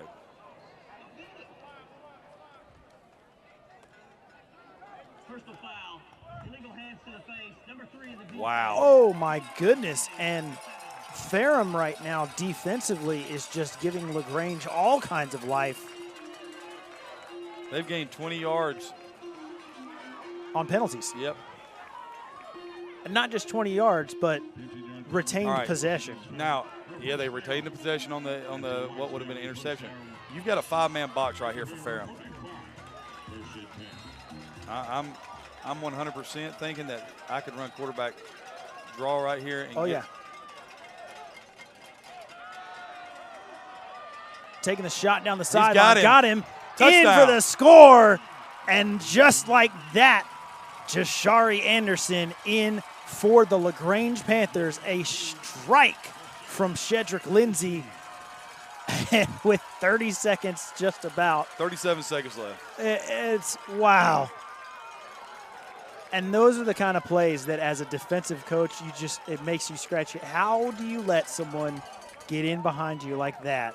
Just an incredible effort there by the Lagrange receiver to get in behind, and flags are going to be down on the extra point attempt. We'll check the flag, but right now it's a good extra point. 24-28 is the score. I mean, that's a 3-play drive, Coach. Well, we talked about it, the quick strike capability of this Lagrange offense. And it's all set up from back-to-back huge penalties. All right, so what we got here?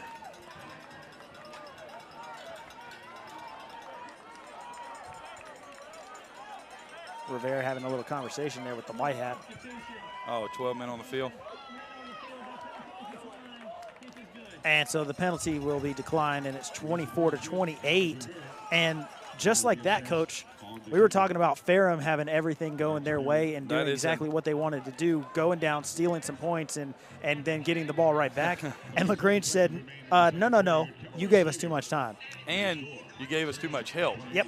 Because what could have been an interception was a penalty for defensive holding. Then you have the illegal hands to the face penalty. On what would have been an incompletion. Yes. And, you know, you give people extra shots. Sometimes it turns. They're going to take advantage. So if you look at that drive, it was 3 plays. Uh-huh. It ended up being 55 yards, 35-yard TD pass, but 20 yards on penalties in that play. Mm-hmm. And now, 37 seconds. What was that? A 24-second drive? No, they got it with a minute 5. So about 30 seconds. Yeah, 28 seconds. Squib kick now here for Lagrange, taken at about the 30. Oh, hello. Oh my goodness.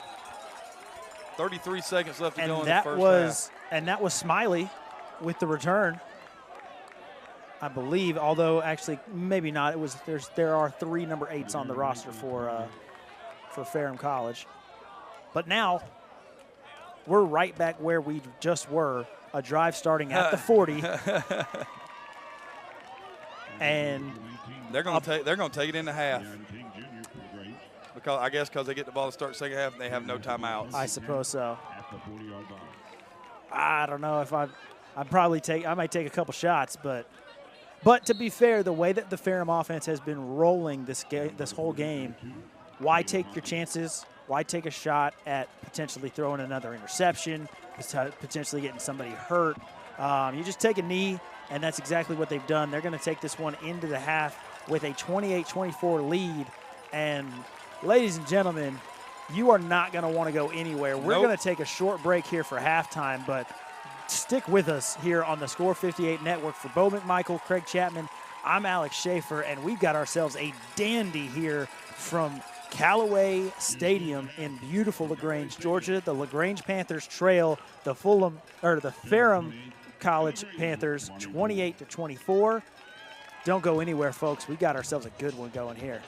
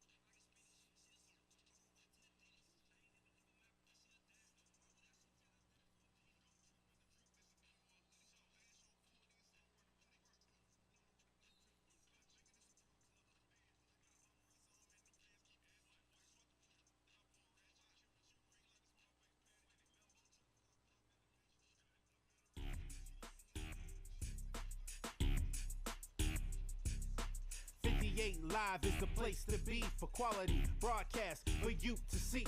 They deliver prime coverage like Amazon. No matter what day of the week you see them on, you don't need to double check. The truth is clearer than air. Treat it like a viral video and share. There's no comparison, no equal to mention. You can see for yourself, let it have your attention. From the beginning, you'll see what you would have hated to miss. And the recapable moment, so keep dropping the hits. Turn up the volume, grab your favorite seat. So sit back right now and enjoy what's on screen. 58 Live in the building. Best crew out there filming. 58 Live in the building. Best crew out there filming. 58 Live is the best in the business. Check out our live cast.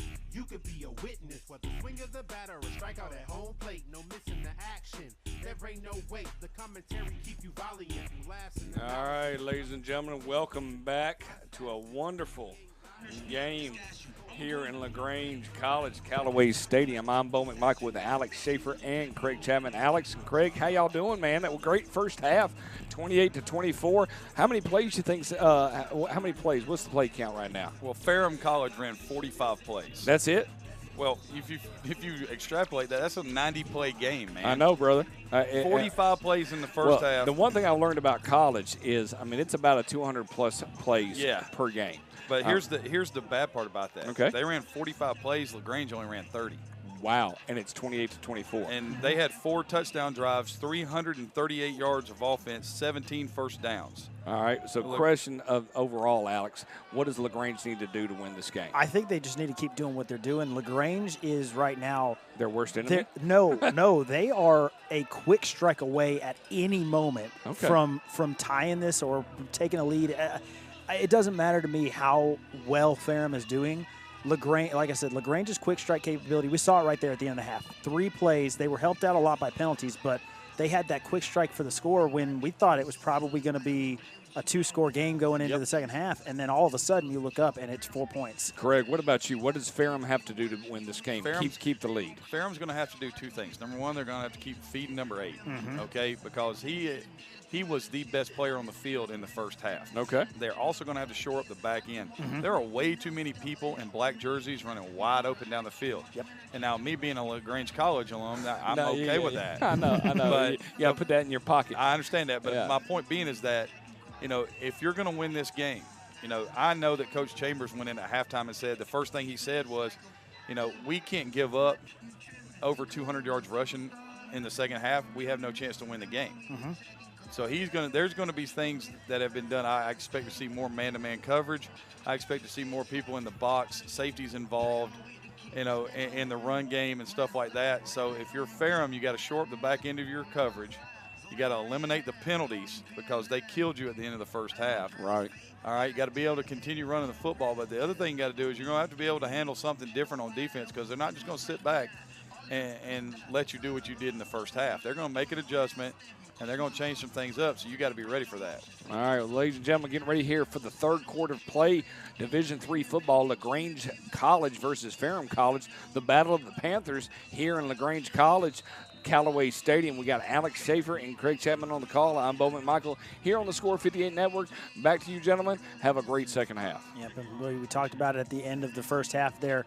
Ferrum is going to get the ball to start the second half, and the kick is away from Lagrange. A deep kick fielded in the end zone, brings it out to about the 20. Met there, and number 21 for Lagrange punishing him with a tackle, Renardo Faust, a freshman linebacker from Clark Central High School.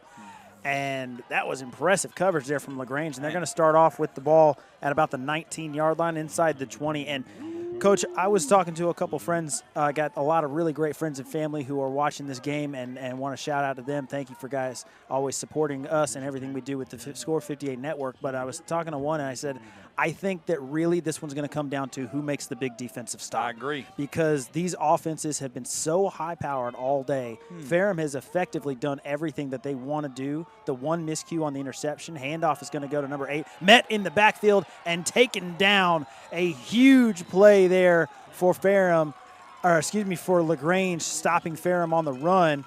That was number 44 in there on first contact, Avion Smith, showing up out of Lafayette High School, and right away, Coach, you talked about it. Well, different front, Linebackers, you had a five down front. Mm-hmm. You had 2 linebackers sitting from guard to guard. You had the safeties up at 6 yards. Mm-hmm. Now, Ferrum's answer to this is going to be we're going to spread them out. Mm-hmm. And here you go. Now you're back in a, now it's a more traditional. There comes the 5th guy. Here comes the blitz. There's the RPO. Going Taking over the top, shot. And it's picked. Oh, my goodness. And that is, I believe, Aaron Belt, number 2, coming down with that one.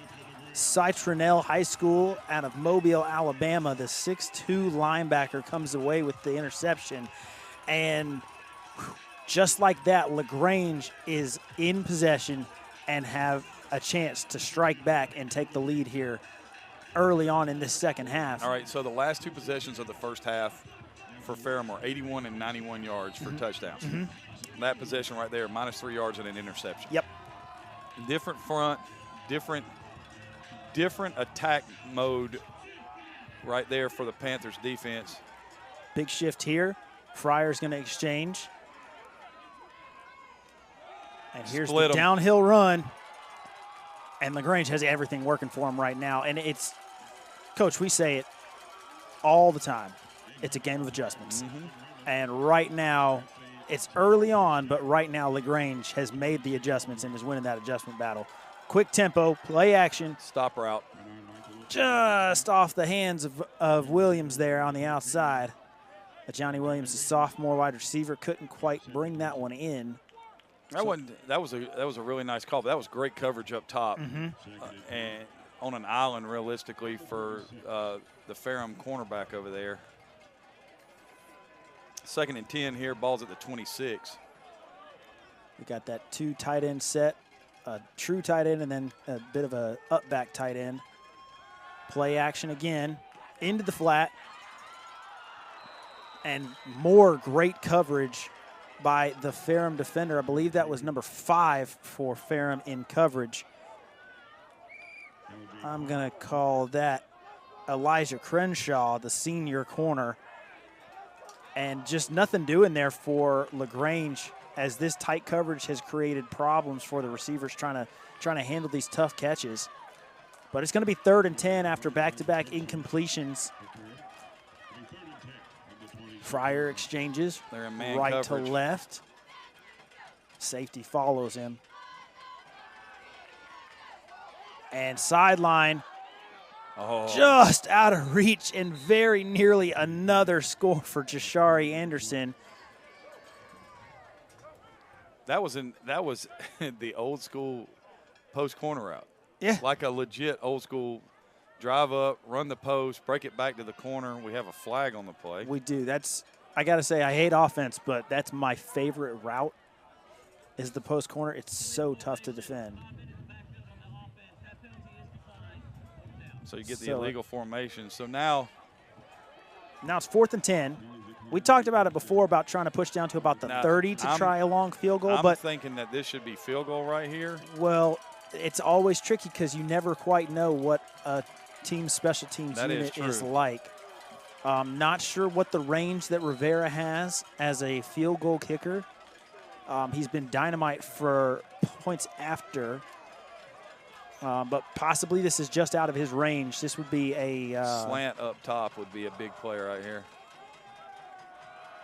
Or just a straight go route. Great coverage there, in step with Anderson. And that is number 29 who was step for step with him down the sideline. Avion Smith once again for Ferrum. So 4 straight plays. 3 really well covered. One of them just out of reach on the throw. Should have been a score. But really good coverage played on 3 out of 4 plays for Ferrum, and it gets the defense off the field. So Ferrum will take over at their own 26. So basically everything we were talking about this being an offensive slug out, and then right away we get an interception and then a defensive stand. So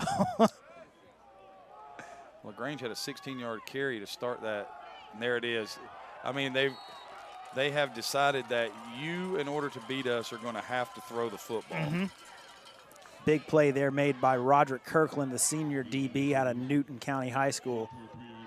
And the loss on the play is going to go for 2. It's a 2nd and 12 now for the Ferrum County offense. And so in this second half right now, Coach, they've got -5 yards. Yes, and it's all – I mean, just look at the way the front is right now. I mean, it's just – now they're back in a more traditional set. They got him. And that's – oh, my goodness. You know, you were talking – I didn't want to interrupt you there, Coach, but I saw number 23 there for Lagrange. That's Denver Griffiths. He came up. I saw him walk up and stand as the stand-up end there, Yes. and he just looked like he had a mission, and his mission was to take down the quarterback, and he succeeded. So 3rd and 21 right here. Uh-huh. Now, this screams to me Screen. screen or inside, you know, draw, something like that, oh, yeah. something safe. Still got to remember if you're Ferrum that you have the lead. Yep. Lagrange has gone back to their 3-man front now. They got this, I mean. And we've got trips for Ferrum, which we haven't seen very often. No. And there's the little G scheme. Oh, my goodness. You got to be kidding Oh, my me. goodness. Wow. And on 3rd and a mile, 3rd and 21. they're going to pick up the first down off of a draw. And we just said screen or draw. We knew what the play was going to be. That's oof. And you as a Lagrange defensive coach, you're kicking yourself right now. I mean, you've done everything you wanted to do in the first 5 plays of the second half. Mm-hmm. And now you had negative run on first down, an interception, a negative run, a sack. So the first 4 plays of the half started off exactly the way you wanted. And here comes the change in the front again right here. There's man coverage like we talked about. There's the inside. Griffiths in his face again. They're not going to allow them to run the football. And you know what? And I think the fact that they ran the ball so effectively in the first half is the reason why that wasn't a sack there. Because he held Griffiths just long enough off the edge with the run that he was able to then step back and get that one away. Because if Griffiths decides right there that he's taking quarterback no matter what, he is dead to rights. But we've got a second down after the incompletion. 2nd and 10, but you know Lagrange is kicking themselves for giving up 3rd and 21, Oh, giving yeah. up 24 yards on 3rd and. But here it comes. Huge play there. Hassan Tutson, once again, they held him pretty quiet down the second quarter, but he's showed back up, and after the gain of about 2, it's going to be 3rd down and 8. Oh, no, we'll call it no gain. And no gain. 3rd down and 10. So an excellent play there from the inside linebacker, Hassan Tutson, coming up.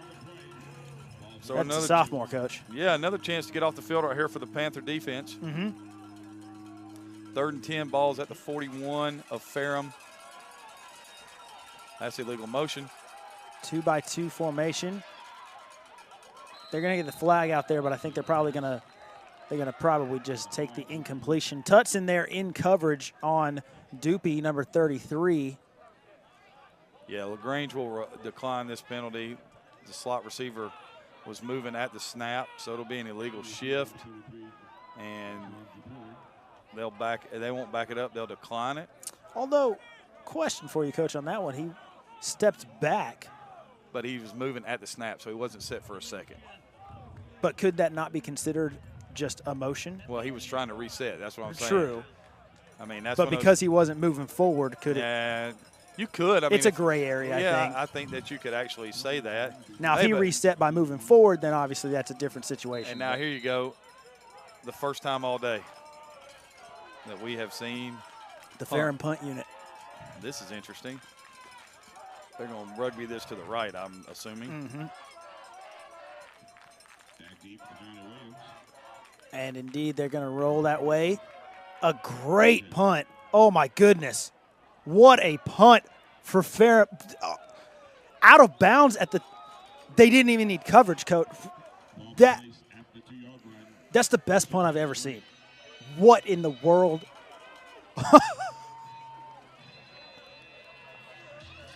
You've heard me say it. Oh, my goodness. You've heard me say it. 17 yards. 17.4 yards.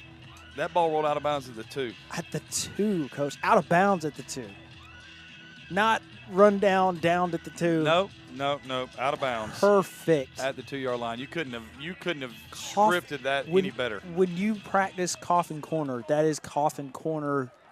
That is every letter of coffin corner. Now, my first play would be inside fake, and I'm throwing this thing down the field. Or they're just going to run it down the field. And here goes Carter. And he's eventually going to be run down and taken out of bounds, but not before a huge gain. And Carter right now, Aubrey Carter, number 24, sophomore running back out of Noonan High School. And here we go. Gain of 21 and a first down and tempo. And the reason they're marking that ball inside the hash is that college hashes are different than high school hashes. So the college hash is actually inside.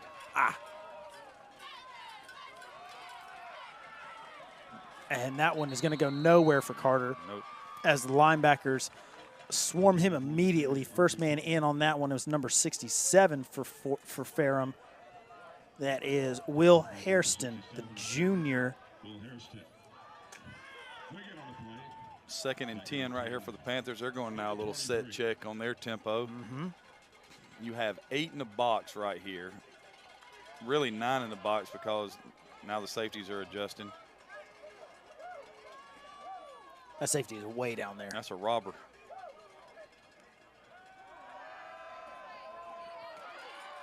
Oh, my goodness. Oh, here we go. Ball is out, and Ferrum is going to take over. Oh, my good. Wow. What that play all the way around. It's number 12, Tacoma kid out of Magna Vista High School is going to be the one who comes away with that one. Couldn't quite see who was the one that stripped it out of there in that deep pile, but number 8 was the one on the reception. That's L.J. Flint, the sophomore out of Munford High School, and he just was dragging defenders, doing what he's supposed to do, and Ferrum with just a great defensive effort there, coming in, ripping that ball out, and it was a fumble. It was a fumble. And Ferrum is going to take over with the ball inside of Lagrange territory, the 43-yard line. It'll be at the plus 43 for Ferrum right here. And conspicuous by his absence is number 8 in the backfield. He did come up a little bit hobbled after that first down play to start the second half. Play action now. Screen, and they got it. Oh, my goodness. They are all over everything right now. Holy cow. Isaiah screen. Don't throw the screen with Isaiah screen. Absolutely not. Screen is playing the screen. Screen is all over the screen. You can't screen. We can't stop. We can stop now. I like the play call because of what Lagrange is doing on defense, but that was just a great job of playing football and knowing your responsibility. Absolutely. And it's going to be second down at 13 now after the 3-yard loss on the screenplay. A little game up front from Lagrange. Oh, unable to bring that one in. That was a great job of protection right there. Yeah, Hawkins bought some time, had plenty of it from great up front protection. Pass intended there for Toriano Bias. Just unable to bring that one down. It's going to be third and very long now, and last time we had a third and very long, Coach. Well, they didn't. They have not gone to the 3-man front this time. I will tell you that. No, they haven't. They're in the 4-man front right here. So third and 13. Hawkins with trips to his left, drops back, looking to the right, and that one is incomplete as well. A couple of throws now from Hawkins so far in this second half that have just not quite been on the mark. And so we're going to see our second look at the punting unit for Ferrum. And you can't really do much better than what he did last time, but. Well, I'm going to say this right now. Outside of the 1 3rd down play where they went back to a soft defense and gave up the Lagrange college defense this half is a completely different animal than it was in the first half. Oh, 100%. And that one is going to go out of bounds a little bit earlier than they wanted to. Not a great flip. He's still going. He's still going. Barely punted a first down. So Lagrange will take over. The last time it was at their own 2. Yikes. That was a 16-yard punt. Yikes. So now they're at their own 30-yard line. Lagrange will come out, still trailing by 4. An interesting start.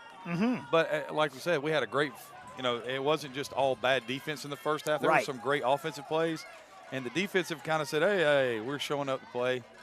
It's lunchtime now. It's time to eat. And that's illegal. So false start, unforced error is going to put them behind the sticks here to start their second drive of the half. It'll be, third drive of the half. It'll be 1st and 15 from the 25 now. Yep. And here's the thing, you had a great drive going last time, and the turnover killed it. Nice cut right there. But it's going to be very. But the door closed immediately. Yeah. Really nice job of being gap sound by Ferrum right there. Strong backside defense, not allowing the cutback. Gain of about 1 is going to be 2nd and 14 now for the Lagrange offense from the 26. And empty formation with a tight end to the right. Oh, drive route.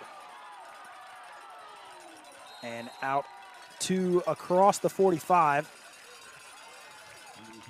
Johnny Williams is going to go, and that's been his security blanket all day long. That's been the guy he's been going to. Man, these guys are on. Wow, just right away, immediately, incomplete. Trying to get it to Fryer. It was the same play. Was Lindsay, but it just. It was the same play. They lined up and just, like you said, there's no call from the huddle. There's no huddle. There's no call from the sideline. It's just same play right now. Just go. In that last play, they called him in. It looked like it was in some kind of press coverage from the corner, and they just rubbed that guy. That was offenses, we call it a rub. It's called pass interference to me. Motion across. Oh, and Lindsay's going to just go down and eat that one. And so 3rd and 17. Anybody who's heard me do games with the Score 58 network before probably was very happy to not hear me talk about it for once. But there it is, the quarterback center exchange. It shows up sometimes at the worst possible time. It's been an automatic so far for both of these teams all day long. And then right there you see it. It's not as automatic as everybody always thinks. Here comes motion from Fryer. This is going to empty be set. A deep middle route.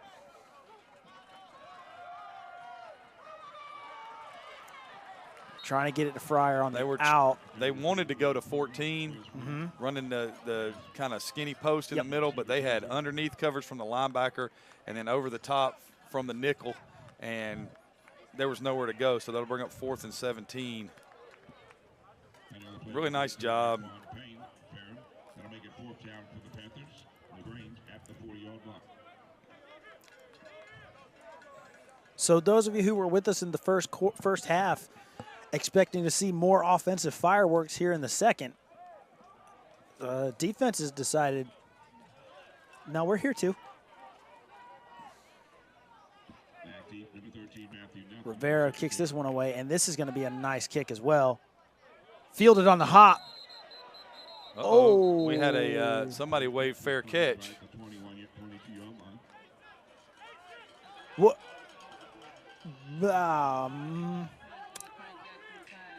The ball hit the ground. If you wave fair catch, it doesn't matter. As soon as you wave fair catch, and when that ball is secured, it's over. Interesting. And if somebody, we had it on the kickoff to start the game in our first game of the season, they get a pooch kick, and we had told our guys, if they're pooching it to you, wave fair catch. Yep. Well, they pooched it, and our rule is don't back up to catch the ball. Well, when they kicked it, the kid thought he was going to catch it, and then he realized it was over his head, but he'd already waved fair catch. So we catch it, and we're starting down the field, and look at the front for Lagrange now.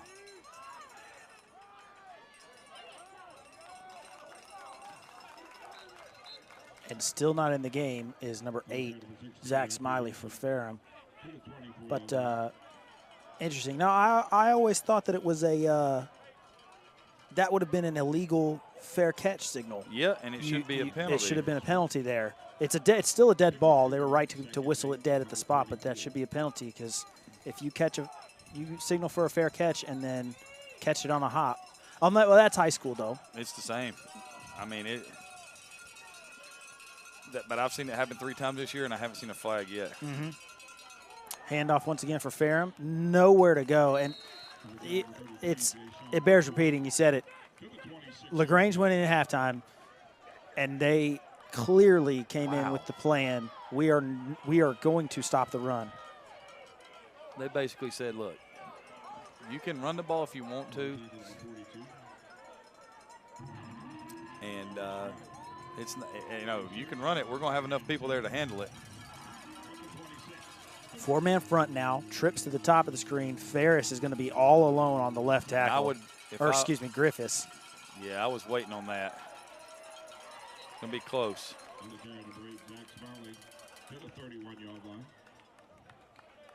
4th and 1, I think.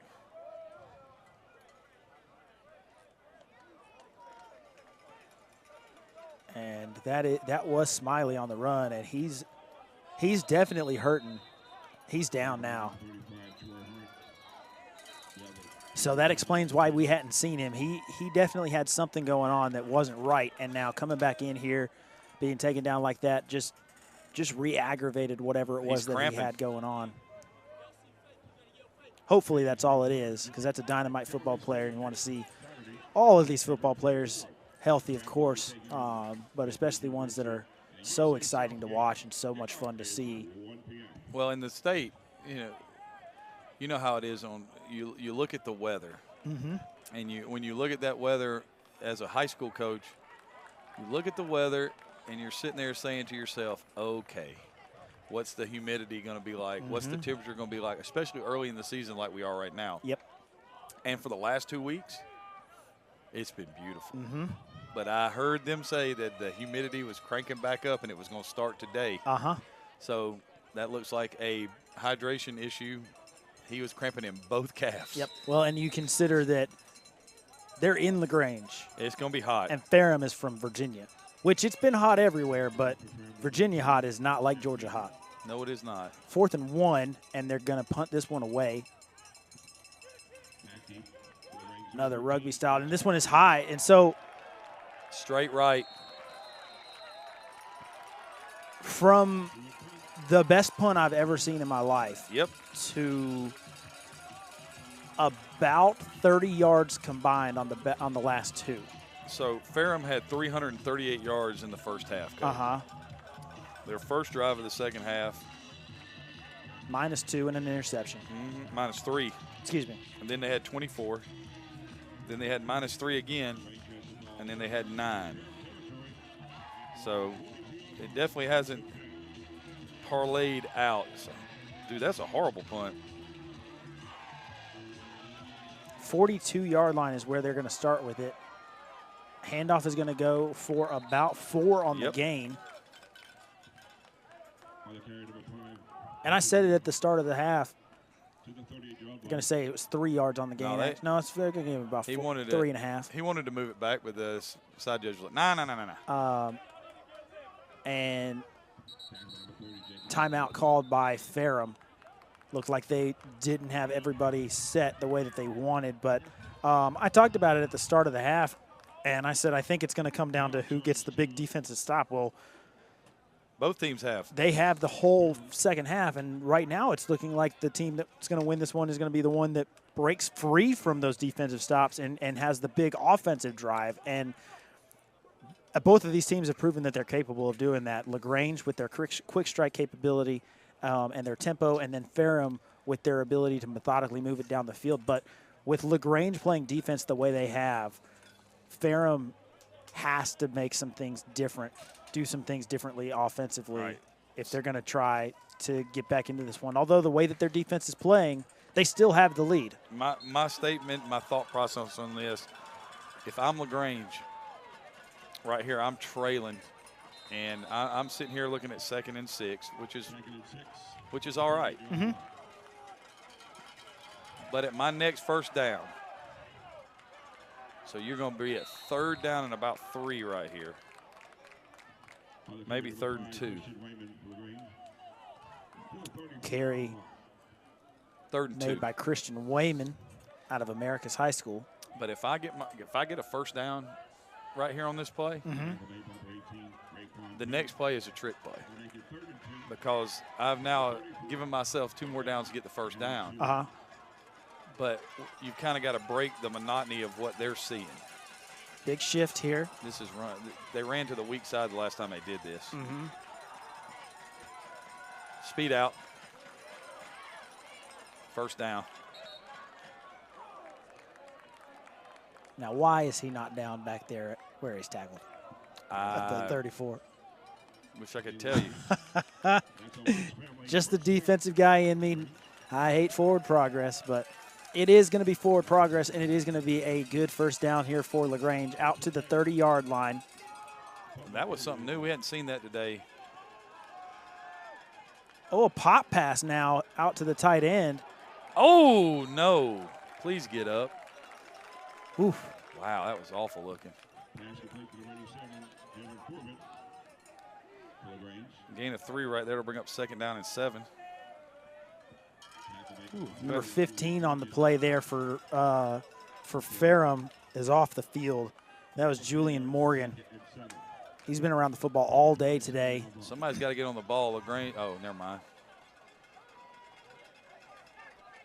So now you got 2 tight ends in there stretching to the boundary. Running that way. Hello. Number 31 in there delivering a shot. Gain of 1 right there. It'll bring up 3rd down and 6 for Lagrange. Ian Ashworth, freshman out of Galax High School in Galax, Virginia. Well, he was shot out of a cannon. Yeah, he was. He came in and hit Christian Wayman, announced his presence. All right, got a little bunch action here for Lagrange. One of my favorite formations. Fryer's the point of the bunch. Great press down there.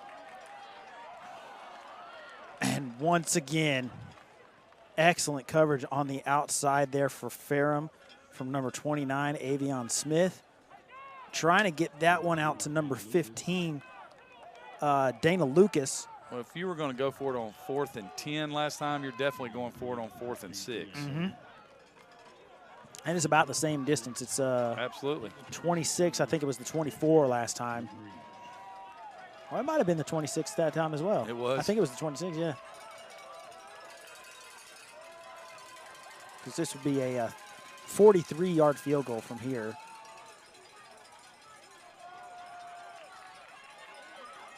Plenty of time across the middle. Makes one man miss and is eventually taken down by a couple of defenders in the back end.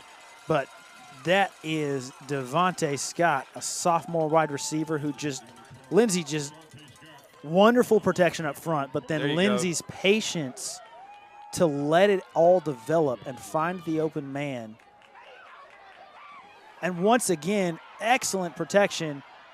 Touchdown. In for the score, finds his man. That is Eric Harris III. Those last 2 plays. Oh, my goodness. The 4th down play. The 4th down play and the touchdown play, all credit goes to the offensive line. Mm-hmm.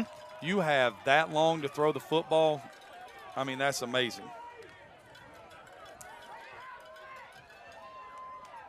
Well, and then on top of that, a lot of credit has to go to Lindsey as well for having the patience to trust his protection, to move a little bit when he needed to, and then to just keep his eyes downfield and find the open receiver. And if they can continue to give him protection like that, this is going to be a team that will be they're going to make some noise this season if you can, a quarterback with that kind of patience has that kind of trust in an offensive line that can give him that kind of protection. Oof. So it's 31-28. Mm-hmm. I would be surprised if we see number 8 on this series. It might be a time to give him some chance to hydrate for the 4th quarter. Lagrange goes 8 plays, 42 yards, caps it off with an 8-yard touchdown pass, converts a huge 4th and 6, and takes their second lead of the game right there. First one since it was 10. No, that's wrong. No, 10. It was 10-7, then it was 17-14. Yeah, so it's third lead of the game. And we're gonna have a great ending. Deep kick from Rivera about to the 6-yard line. Whoa. And I'm not sure who that first man down there was, but he got clipped right at the end, and if he did not, that was going to be a collision. Now there's a flag on the play. I love kickoff so much. I hate it. And I'm not – I do all the – I handle all the kickoff return stuff, and I have for a long time. But I can 100% tell you 2 things that kept me up at night as a head coach. Kickoff and punt. I never really worried much about what they were going to do on defense, because there always felt like there would be an answer to it somehow, some way we would find it, figure it out. But kicking the ball off. Kicking the ball away, period. But kicking the ball off and punting. Like punting, you got to rely on that snap. Blindside block. Oh, and so after a very nice return for Lagrange, that's going to back them, or excuse me, for Ferrum. Yeah, that's going to back them up. And Ferrum right now is their own worst enemy. And it started at the end of the first half. So they're at their own 13.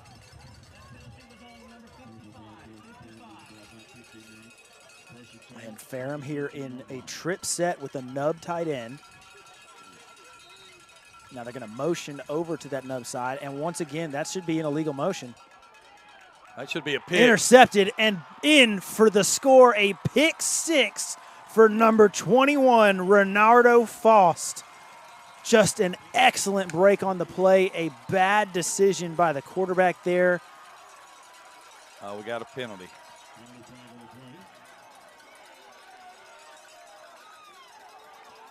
Well, there should be a penalty for illegal motion. That's the second time that they've done that. But that shouldn't affect the turnover and the score. As Coach Collins would say, when they start getting together and talking, I normally feel like something bad's fixing to happen to me.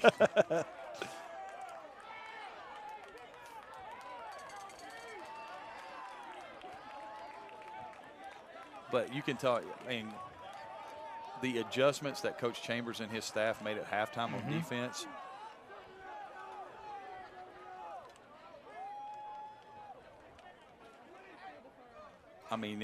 Right now, you look at this second half, it's a complete 180 from what the defense looked like in the first half.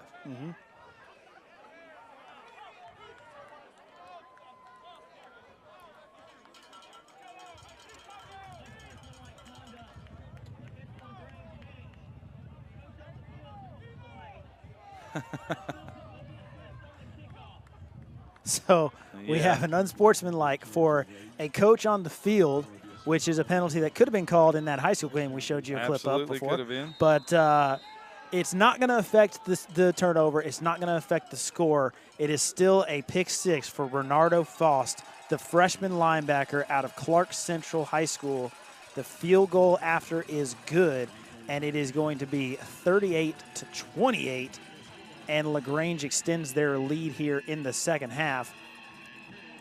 And wow.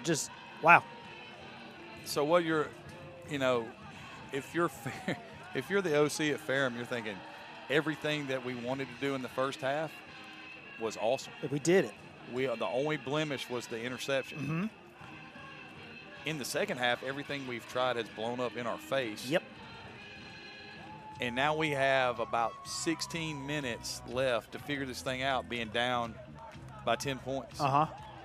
And, the problem that is going on right now for Ferrum is that Lagrange College's offense has found its rhythm. It really has. And not only that, but they've also figured out that they're not a passing offense. They depend on the run.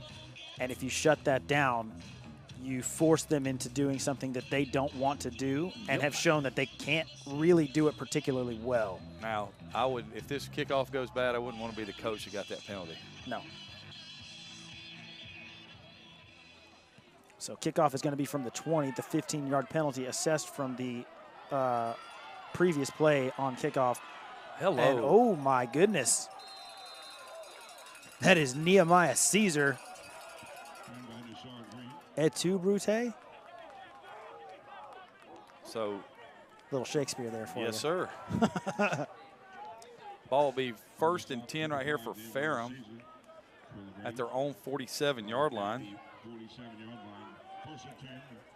About 1:30 to go here in the 3rd quarter. So really good field position now for Ferrum, but it really hasn't made a difference for them in this second half. It's been all Lagrange, especially defensively. Motion now. Handoff going that way.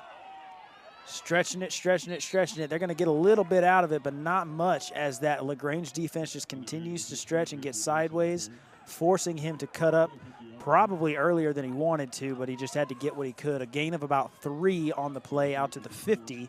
It's going to be 2nd down and 7 now. That was interesting. You see all the guys from Lagrange trying to rip through. You can see a bunch of hands out, trying to run, playing through the tight end left, an overloaded formation here. Are they? Yes, it is. Unbalanced. And they run to the weak side. And the wide receiver at the bottom of the screen that we couldn't see had to have been on the football then. Otherwise, that would have been an illegal formation. But they had over with a wing or a sniffer back over here. And then went away from it. And they're going to go. I would go back to the top-hand side again. Well, they got the tight end on that side now. Yeah, but tight end for the Ferrum Panthers is Connor Sides, number 0. They should be, if they're going to do it, they down block everybody and lead with the sniffer. That's like exactly that. what they did. But miscommunication on the handoff, and they're going to get him in the backfield. And that was fortunate for Lagrange because if they could have got that handoff, they had room to work out there. Doopy was going to run for days. 2nd and 12 after the loss of 2 right there. So ball will be spotted at the 40, close to middle of the field. I don't think they're going to get this snap off. I think we'll go to the 4th quarter right here. And that buzzer sounds and indicates that we are indeed going to the 4th quarter.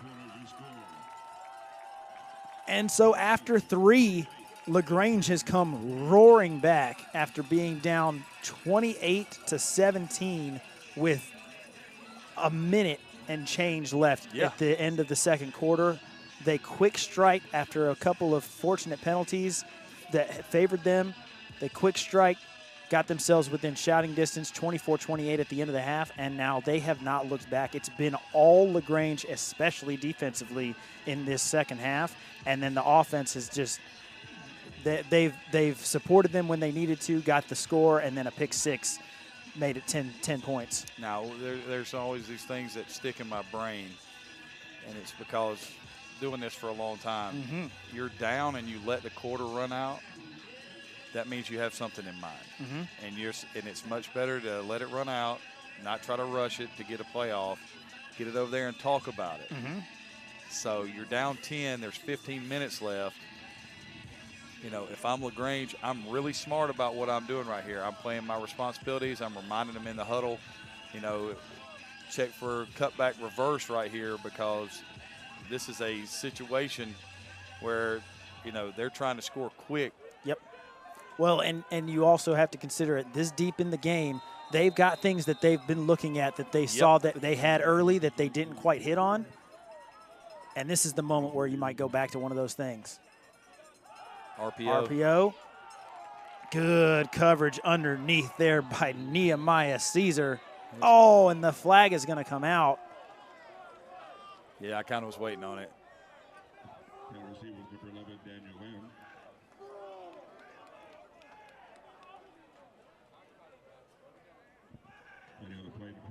I'm holding my breath, Coach, because they're going to throw. They're going to call either defensive holding or pass interference. Oh, my goodness. Coach, you're going to have to take over for me for a couple minutes here. Oh, man. It's a rough. Goodness. That is a rough penalty to get called right there. Ferrum did something interesting right there. They've been throwing a lot of the RPOs from the inside receiver. They motioned across, and they got single coverage out here. And so what they're thinking is we can throw it short and quick inside, and if we do that, then we got a chance to bust one really easy. Going back to the play action, out there on the quick out, and he's going to be out of bounds, but not before gaining the first down. That is Ryan Downer on the catch, and that's just brutal on that last play. The pass interference called. Caesar stabbed in the back there a little bit on the flag, and I was thinking about that the whole time I wasn't talking. But the first down for Ferrum is going to get them inside the red zone. It's 19-yard line is where they have it spotted at. If I'm Lagrange, I'm thinking they're going to run up top right here.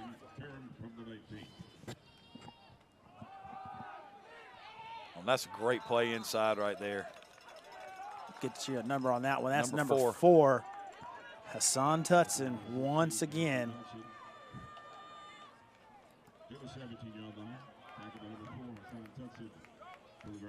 And so after the short gain of about 2, maybe 1, it's going to be 2nd and 9 from the 18-yard line.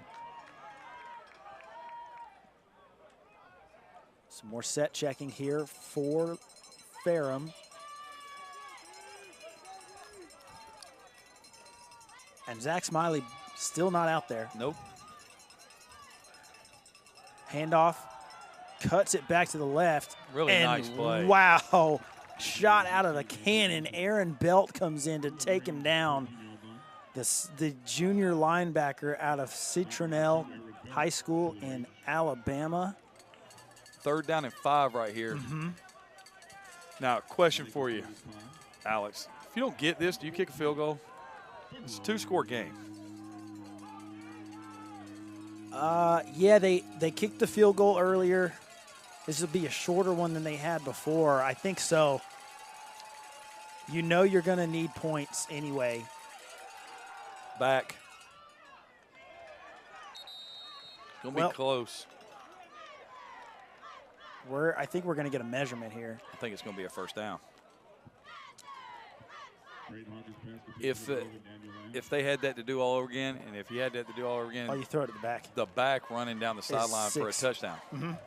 Well, that's what they hit on, and it's going to be a first down. It's 1st and goal now from the 9, and we've been here before, and that's where they scored before. They hit Smiley out there in the flat on that, and he hurdled everybody on the planet. This is the 8th play of this drive. Helped out greatly by the pass interference that they got to get. And whistles blow. And I think it's going to be a timeout by Ferrum. Ooh. Called their own timeout, and oof. And I think I know why they called it. They got out of the huddle. It wasn't so much that they got out of the huddle late, but when they got out of the huddle, there was a receiver running out to get into the slot. And as he was running out, the motion started, and there's no way that they were going to get reset. Right. So instead of having the penalty and being at 1st and goal from the 14. Yep. Yeah, that's a good point. Now, remind me on the illegal motion. If you're in motion and haven't reset yet, you're still going in motion, a second motion begins. You both have to get set. Absolutely. Before if the first guy motioning gets set and the other one remains in motion, that's illegal. So the other week we were playing, and we flipped the tight end from one side to the other. And when we flipped the tight end, we stepped there, step on, step back. So what we did was we flipped the tight end, stepped the receiver from the tight end, we stepped the slot on, or the flanker on, stepped the split end off, and then brought the split end in motion, and they told us we couldn't do that because 2 people couldn't go in motion on the same play. But they were wrong. And I know they were wrong, and it's never been called any other time in my coaching career. So motion here, number 7 from right to left. Handoff Hello. right away. Guess who? I'm guessing it's number 4. Oh, Hassan Tutson once again came in, shot out of a cannon. I got to find a new turn of phrase because I used that one a couple times too many today. But right in there, and it's going to be 2nd and goal now from the 12. Tutson making his presence felt here late in this one. In more ways than one, man. And conspicuous by his absence for the Ferrum Panthers, number 8. Motion now right to left.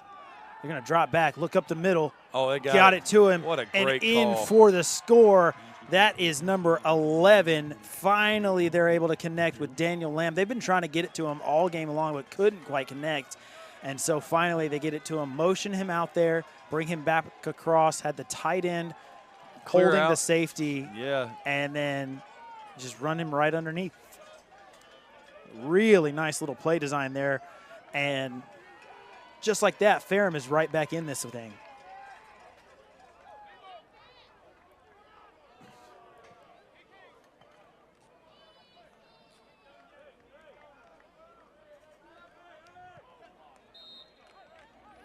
Kick is up and through.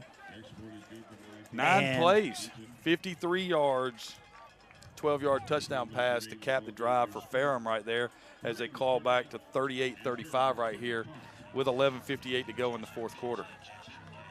And I wonder how much is fatigue playing a factor for this Lagrange defense. That is, they had a lot of life coming out in the start of the second half, but you talked about it. They were on the field for 45 plays in the first half. And so when you come out with a lot of energy, you can come out with that energy, but eventually that's going to catch up with you. And I think that's true, but Ferrum did some things that drive that they haven't done all day. They were, they were in panic mode when the ball was down on their end of the field and they threw the interception. Yep. And then the kickoff happened. You're looking at a 2nd and 7. You get the end of the quarter. Everybody resets, and you hit a couple of really nice plays right there. Made a couple of, they didn't run anything but cleared out like that in the first half. So they gave Lagrange something that they haven't seen today or may not have seen on film. So they get them in the end zone, 38-35 right here. And if you're Lagrange, keep doing what you do on offense. I think you keep doing what you're doing on defense as well for Lagrange. No real reason to change things up. Short kick at the 20, taken all the way out to the right side. Stutter step. He's ended up getting caught from behind, but he had some room to run there. That was number 2, Jashari Anderson, on the return for Lagrange. And we were looking at it before the game. We've got this matchup between Lagrange and Ferrum. It's the 6th time that these teams have played each other. It's 3-2 on the matchup in favor of Lagrange, but Ferrum has won the last 2. Last time they met was back in 2017. Ferrum won 34-20, so Ferrum is looking to try and tie up this series. Been a while since we've seen this matchup, but Lagrange trying to hold on here. Handoff now goes to Carter. Well, that's a nice run on 1st down.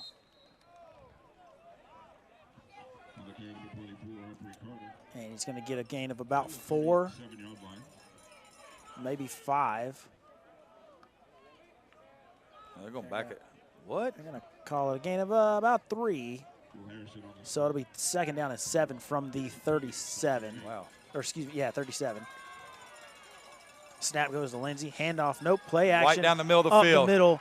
And there's Fryer. And that's why we've seen them trying to get it to him all game long. They're not going to catch him, and he's going to go in for the score, a score of 63 yards. And just like that, we've been talking about it this entire second half. There's a flag down on the play. But the quick strike capability of this Lagrange Panthers offense. Oh no. Oh, my goodness. Not only is it not a touchdown, now it's 2nd and 12. Oh.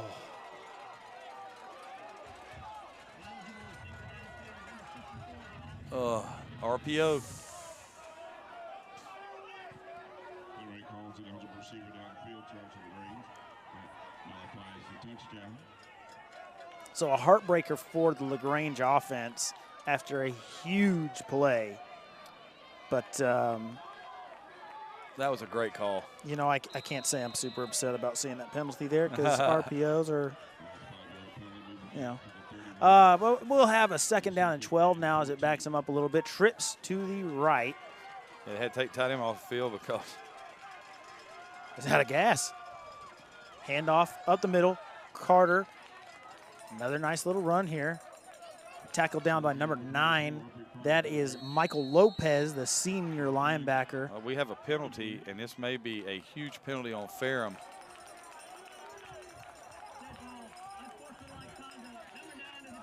And that is going to be. And then went from 3rd and 7 to 1st and 10. And again, Ferrum hurts themselves with a penalty. Michael Lopez there on the tackle and then the penalty.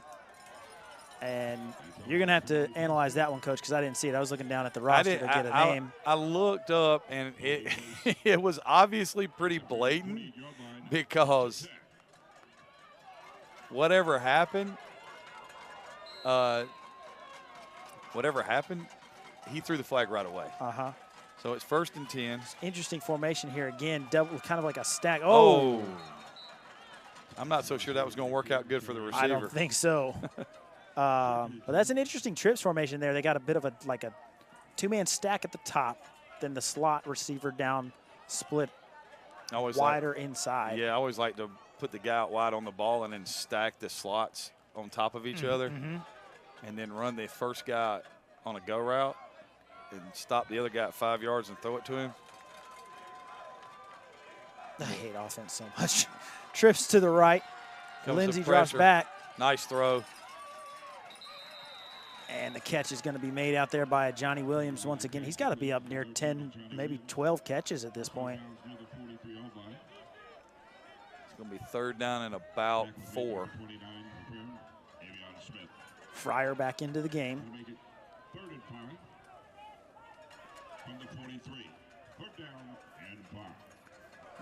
Lagrange is going to be a tough team to beat this year, Coach, I think. With Fryer and Williams, dynamic pass catching options. They're going to go right to Fryer. Oh, excellent defensive play there made by Ferrum. That is Avion again. Man, and Avion Smith is such a good football player out there on the outside. 4th and 2. Don't. And they're going to bring the punt unit on. So with the lead here, they're going to keep things conservative. They're going to force the Ferrum offense back onto the field and say, you know what, our defense has been playing great this half. We're going to give you a long field. Unless we see a fake here. Nope, it's going to be kicked away.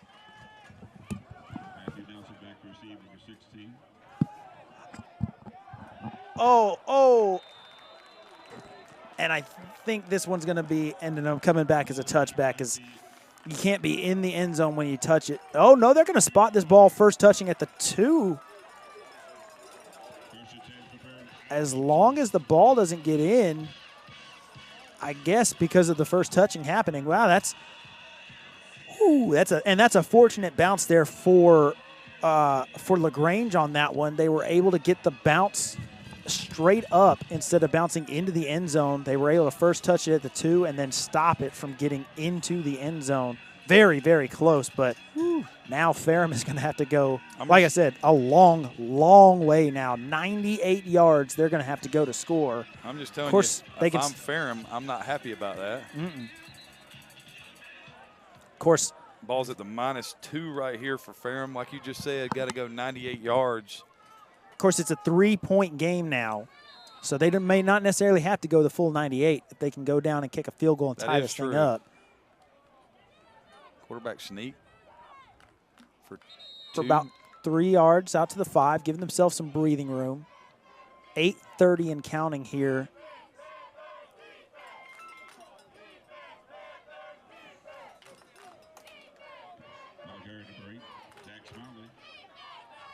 the 5-yard line.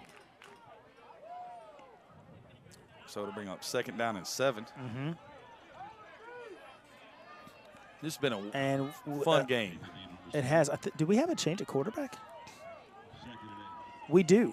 Oh, and in there immediately, and haven't heard from him in a while, but that is number 42, Yavari Scott. He was a big play waiting to happen, and he gets in there and takes him down in the backfield. The new quarterback in is number 12, Jesper. Hey, Coach, you got a roster over there. You go ahead and take a shot at that one. Corkley and then. There you go. It's going to be 3rd down and 10 now from back at the 2. Corkalainen. Keep trying. So it's a pistol set in the shadow of the goalpost. Drops back, looking out to his left. That could have been offensive pass interference. And I have my hands up just the same way that Rashad King does out there on the outside. I mean, that might have been 6 for Lagrange because the receiver did a great job of holding. Yep. So, I mean, you know. I mean, you want to see that penalty get called, but you know what, honestly, though, I think you probably would just take the incompletion there. All right, so now here's the thing. You had the greatest punt in the history of punts at one point in time, and since then it hasn't been good. Now you got a punt from your own goal line or from the inside your end zone? In the end zone. Ankles on the back of the goal line. And hammered it. And, oh, man. Fielded at the 40. And here goes Williams. And great coverage from the punt unit of Ferrum is going to pin him right there at the 40.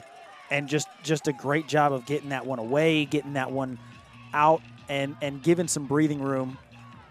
Obviously, it's good field position for Lagrange, but with what you had to work with there from the 2-yard line, it's a miracle that they don't have better field position right now.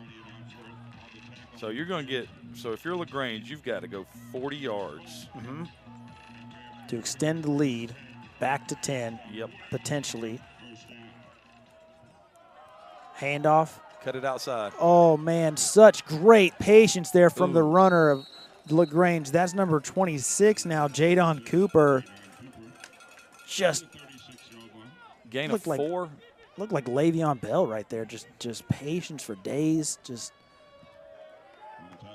And I love that this is the set that gave Ferrum so many problems in the first half. The 2 tight ends, little 12 personnel right here, but running the tight ends as a tight end wing combo. Yep.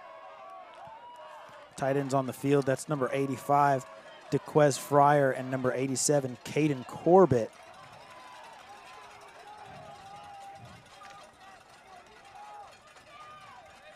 Gonna go stretch that way. Oh my goodness! If he pulls that, he's running for. Oh, he's what a run! An excellent second effort there on the run for Cooper, but man, I'm telling you what, if Lindsey pulls that one, he's bumping his head on the goalpost. They marked us at the 30. That's a first down, correct? It is. And are they going to check for a measurement here? They're going to have to, because I don't know. And they are. They're going to measure. We're going to get to see a measurement. And you can hear the Lagrange faithful are not happy with the measurement right here. No official timeout for a measurement. And if you're Lagrange, I'd go right back to that and have Lindsey pull it. But if you're Lagrange, there's 6 minutes and 20 seconds left to go in the game. You don't want it to be a first down. Yeah. You want it to be 3rd and inches. Then you want to get up there and run a quarterback 40 seconds. sneak. You see what I'm saying? Uh-huh. Absolutely.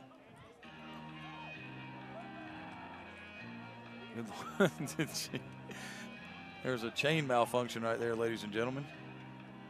And it will be 3rd and short. 3rd inches for Lagrange. And so you can hear the Lagrange fans there unhappy about that one. But to your point, Craig, it's almost best case scenario for Lagrange. I mean, if you don't pick up the first down here, obviously, then things change. But you got 2 downs to do it. Yep. There's 2 downs to do this. Because you're certainly not kicking a field goal from the 30. If you weren't kicking it from the 26, you're not going to kick it from the 30. The biggest thing is they haven't been under center all game. That's true. I don't know that you need to, though. They've been so effective on the stretch that. But I've got a quarterback that's that big. Quarterback sneak has got to be in my game plan somewhere. Uh-oh. Oh, you got to be kidding me. Uh-oh. False start. Oh. Unforced errors.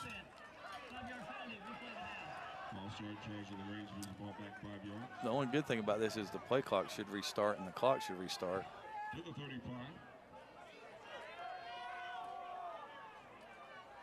So it's going to be 3rd and 5 now, as opposed to 3rd and inches.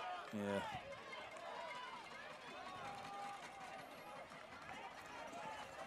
So this is an interesting play call for me.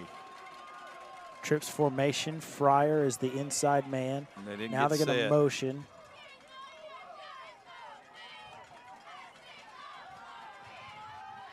And they're going to take him down is Ferrum. Number 3 in on the tackle. That is Dion Graham. The senior 6'2", 295 defensive lineman from Central High School. And just like that, Coach. Yep. That's why, penalties, things like that just destroy all of the things. You were 3rd down in inches, and you punt from 4th and 14.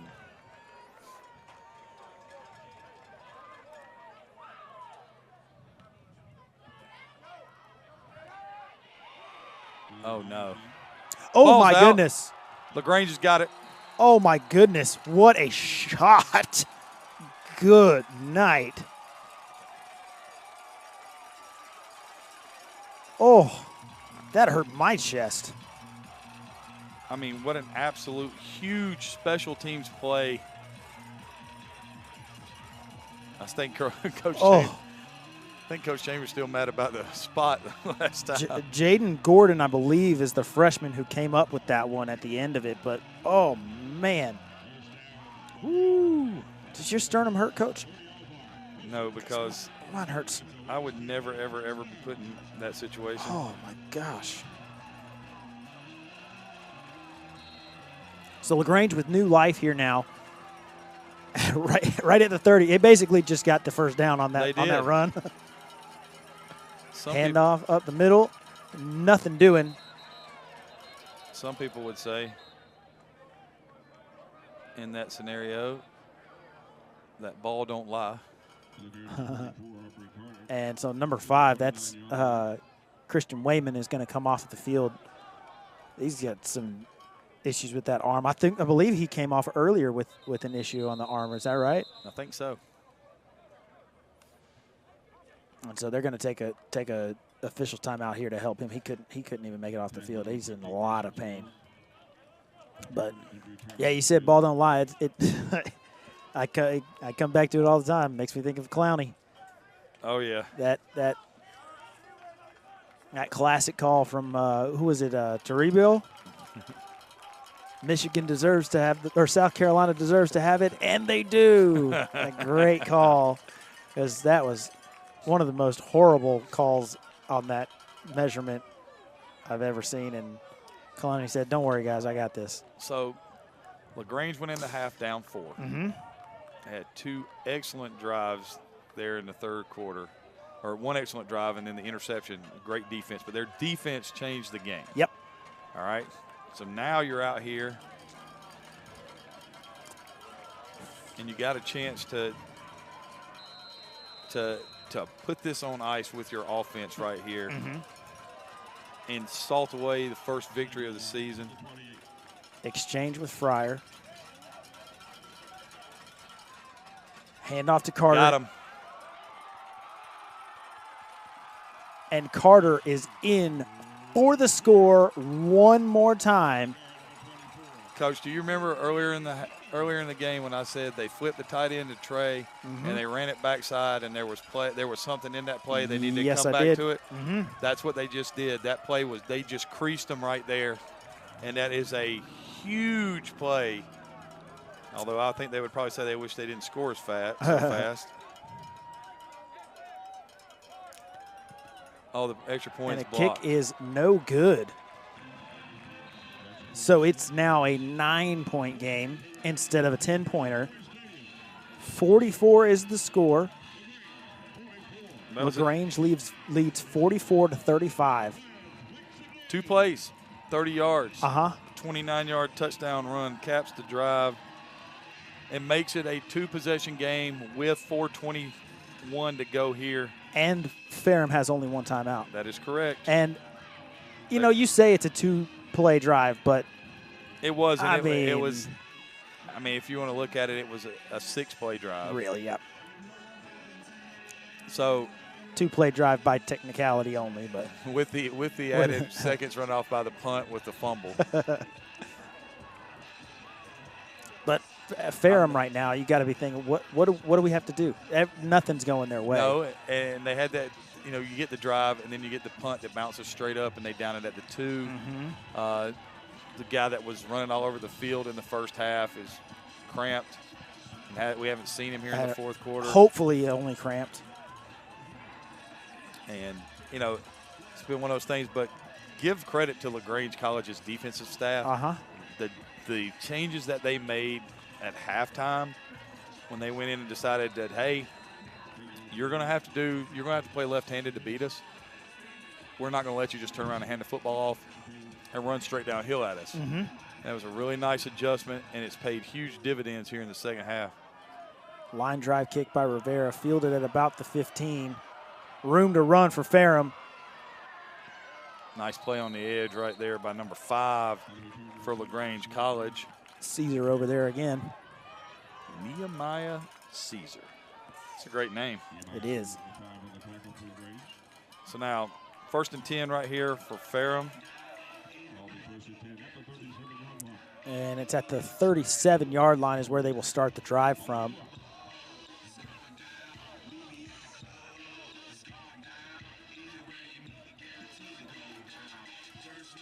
I'd be looking for screen or something that has a drive starter right here.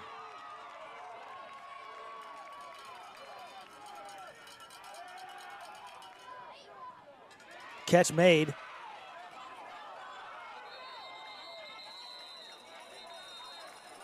It'll be about 2nd down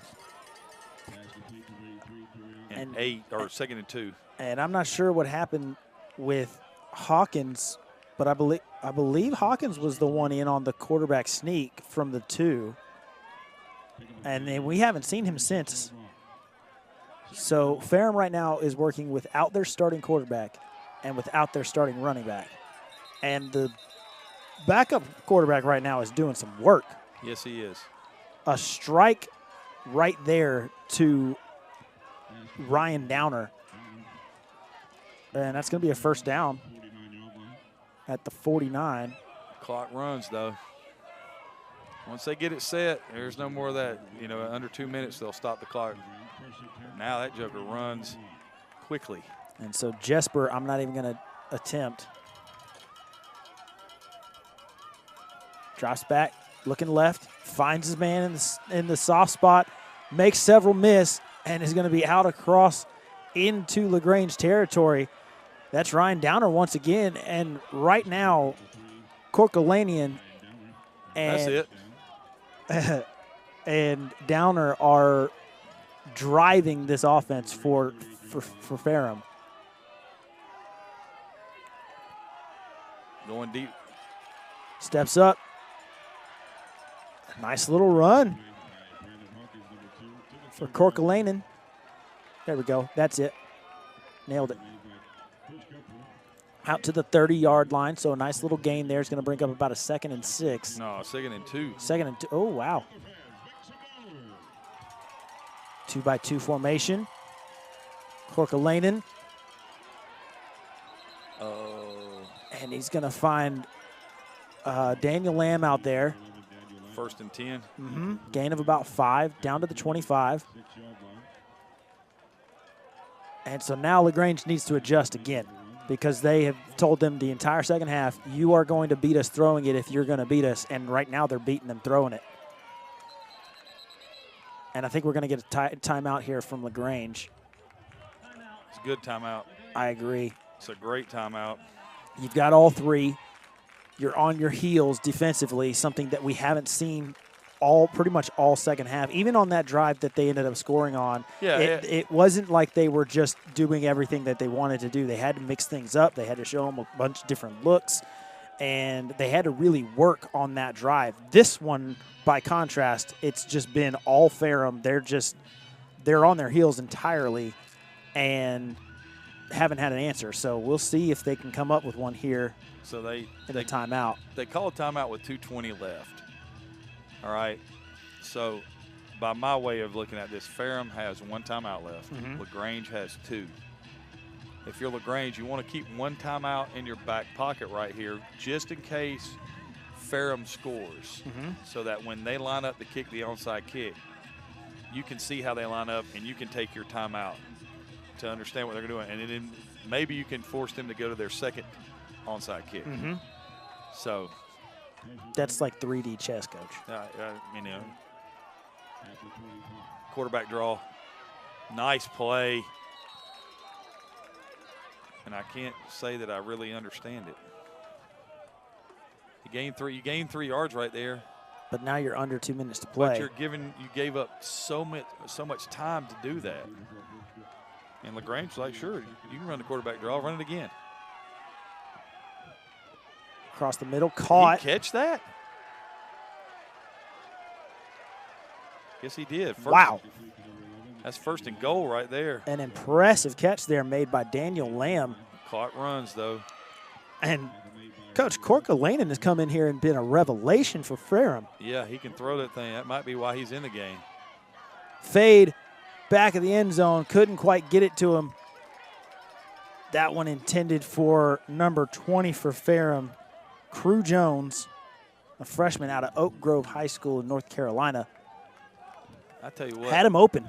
This has been a fun game to watch. It really has. And a fun game to call because you can see adjustment after adjustment after adjustment. And they're stark. I mean, it's not like they said we're going to just move somebody here. They have changed, you know, like Lagrange went from, you know, playing one defense to just saying, no, you're not going to do this. But they've and now Ferrum has answered. Yeah. Into the flat. That same play that they scored on before couldn't quite get in all the way. He's going to be down to the 5, and it's going to be 3rd and goal now from the 5-yard line. And with just over a minute left to play, this could very well be the game right here.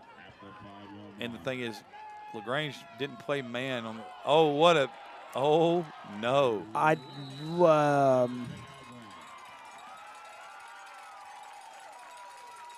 Wow. Field goal. they're going to kick the field goal here. The field goal. They're not going to call their timeout. You call a timeout if you're Lagrange here? No. I let them kick the field goal. The time's running against them. I mean, they've got to get on here and do this. If they want to let it run all the way down like this, I mean, this is taking way too long. Very nearly blocked, and that one's going to be, just inside. Wow. Wow, so they get the field goal. And right now I'm just telling you, if you're Lagrange, there's 34 seconds left to go, and all you're thinking on the sideline is the extra point that got blocked. Yep. That's all you're thinking about right now. Yep. I mean, all those issues are solved if you recover the onside kick. But if you don't, you're sitting there thinking, man, the process of snap, place, kick, all day was perfect. We kicked a field goal, perfect. All right? We did that on, 6 touchdowns. So you did it on 5 and missed it on the 6th. You did it on 5 touchdowns and a field goal, and then you get to the 6th touchdown and you don't get it. And now you're sitting there with 37 seconds left, knowing that the most unpredictable play in football is coming up, and all you can think about on the sideline is, hey, man, we missed the extra point or got the extra point blocked.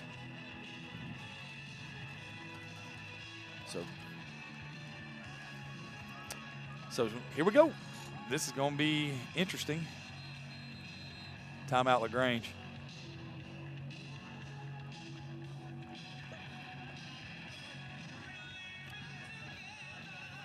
Now, are you keeping this one in your back pocket?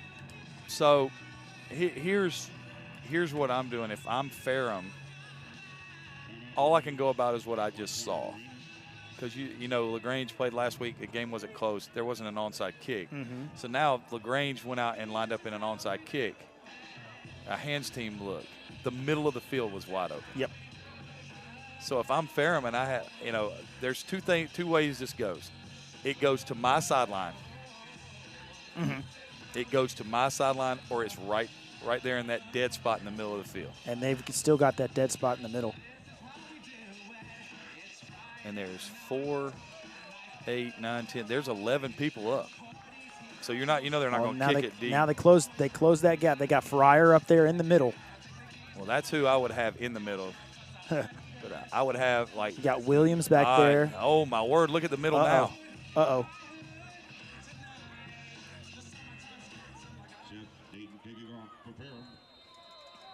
So here we go, ladies and gentlemen. Oh, what a great job. Oh, my goodness. Who recovered that? That is Jadon Cooper, number 26. Absolutely amazing. That was a great job. What a gutsy decision, too, to jump out and go after that before it had crossed 10 yards. Wow. Just wow, man. Absolutely amazing. What a game. Anytime you get to call a game and there's an onside kick involved with it, you've had the joy of calling a great football game. Absolutely. So Will Ferrum used their only timeout. Barring catastrophe here for Lagrange, and they're going to take the knee.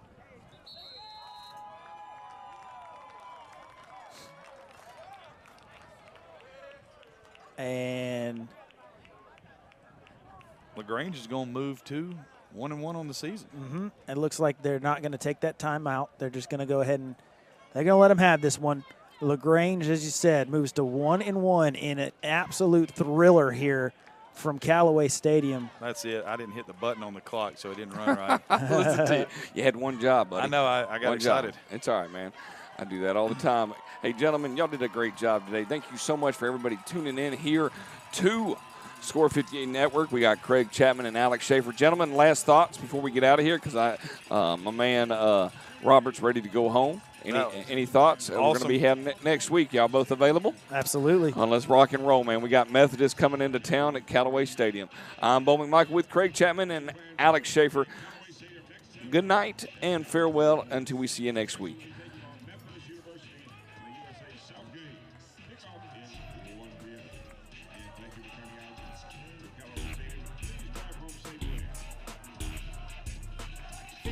Live is the place to be for quality broadcast for you to see.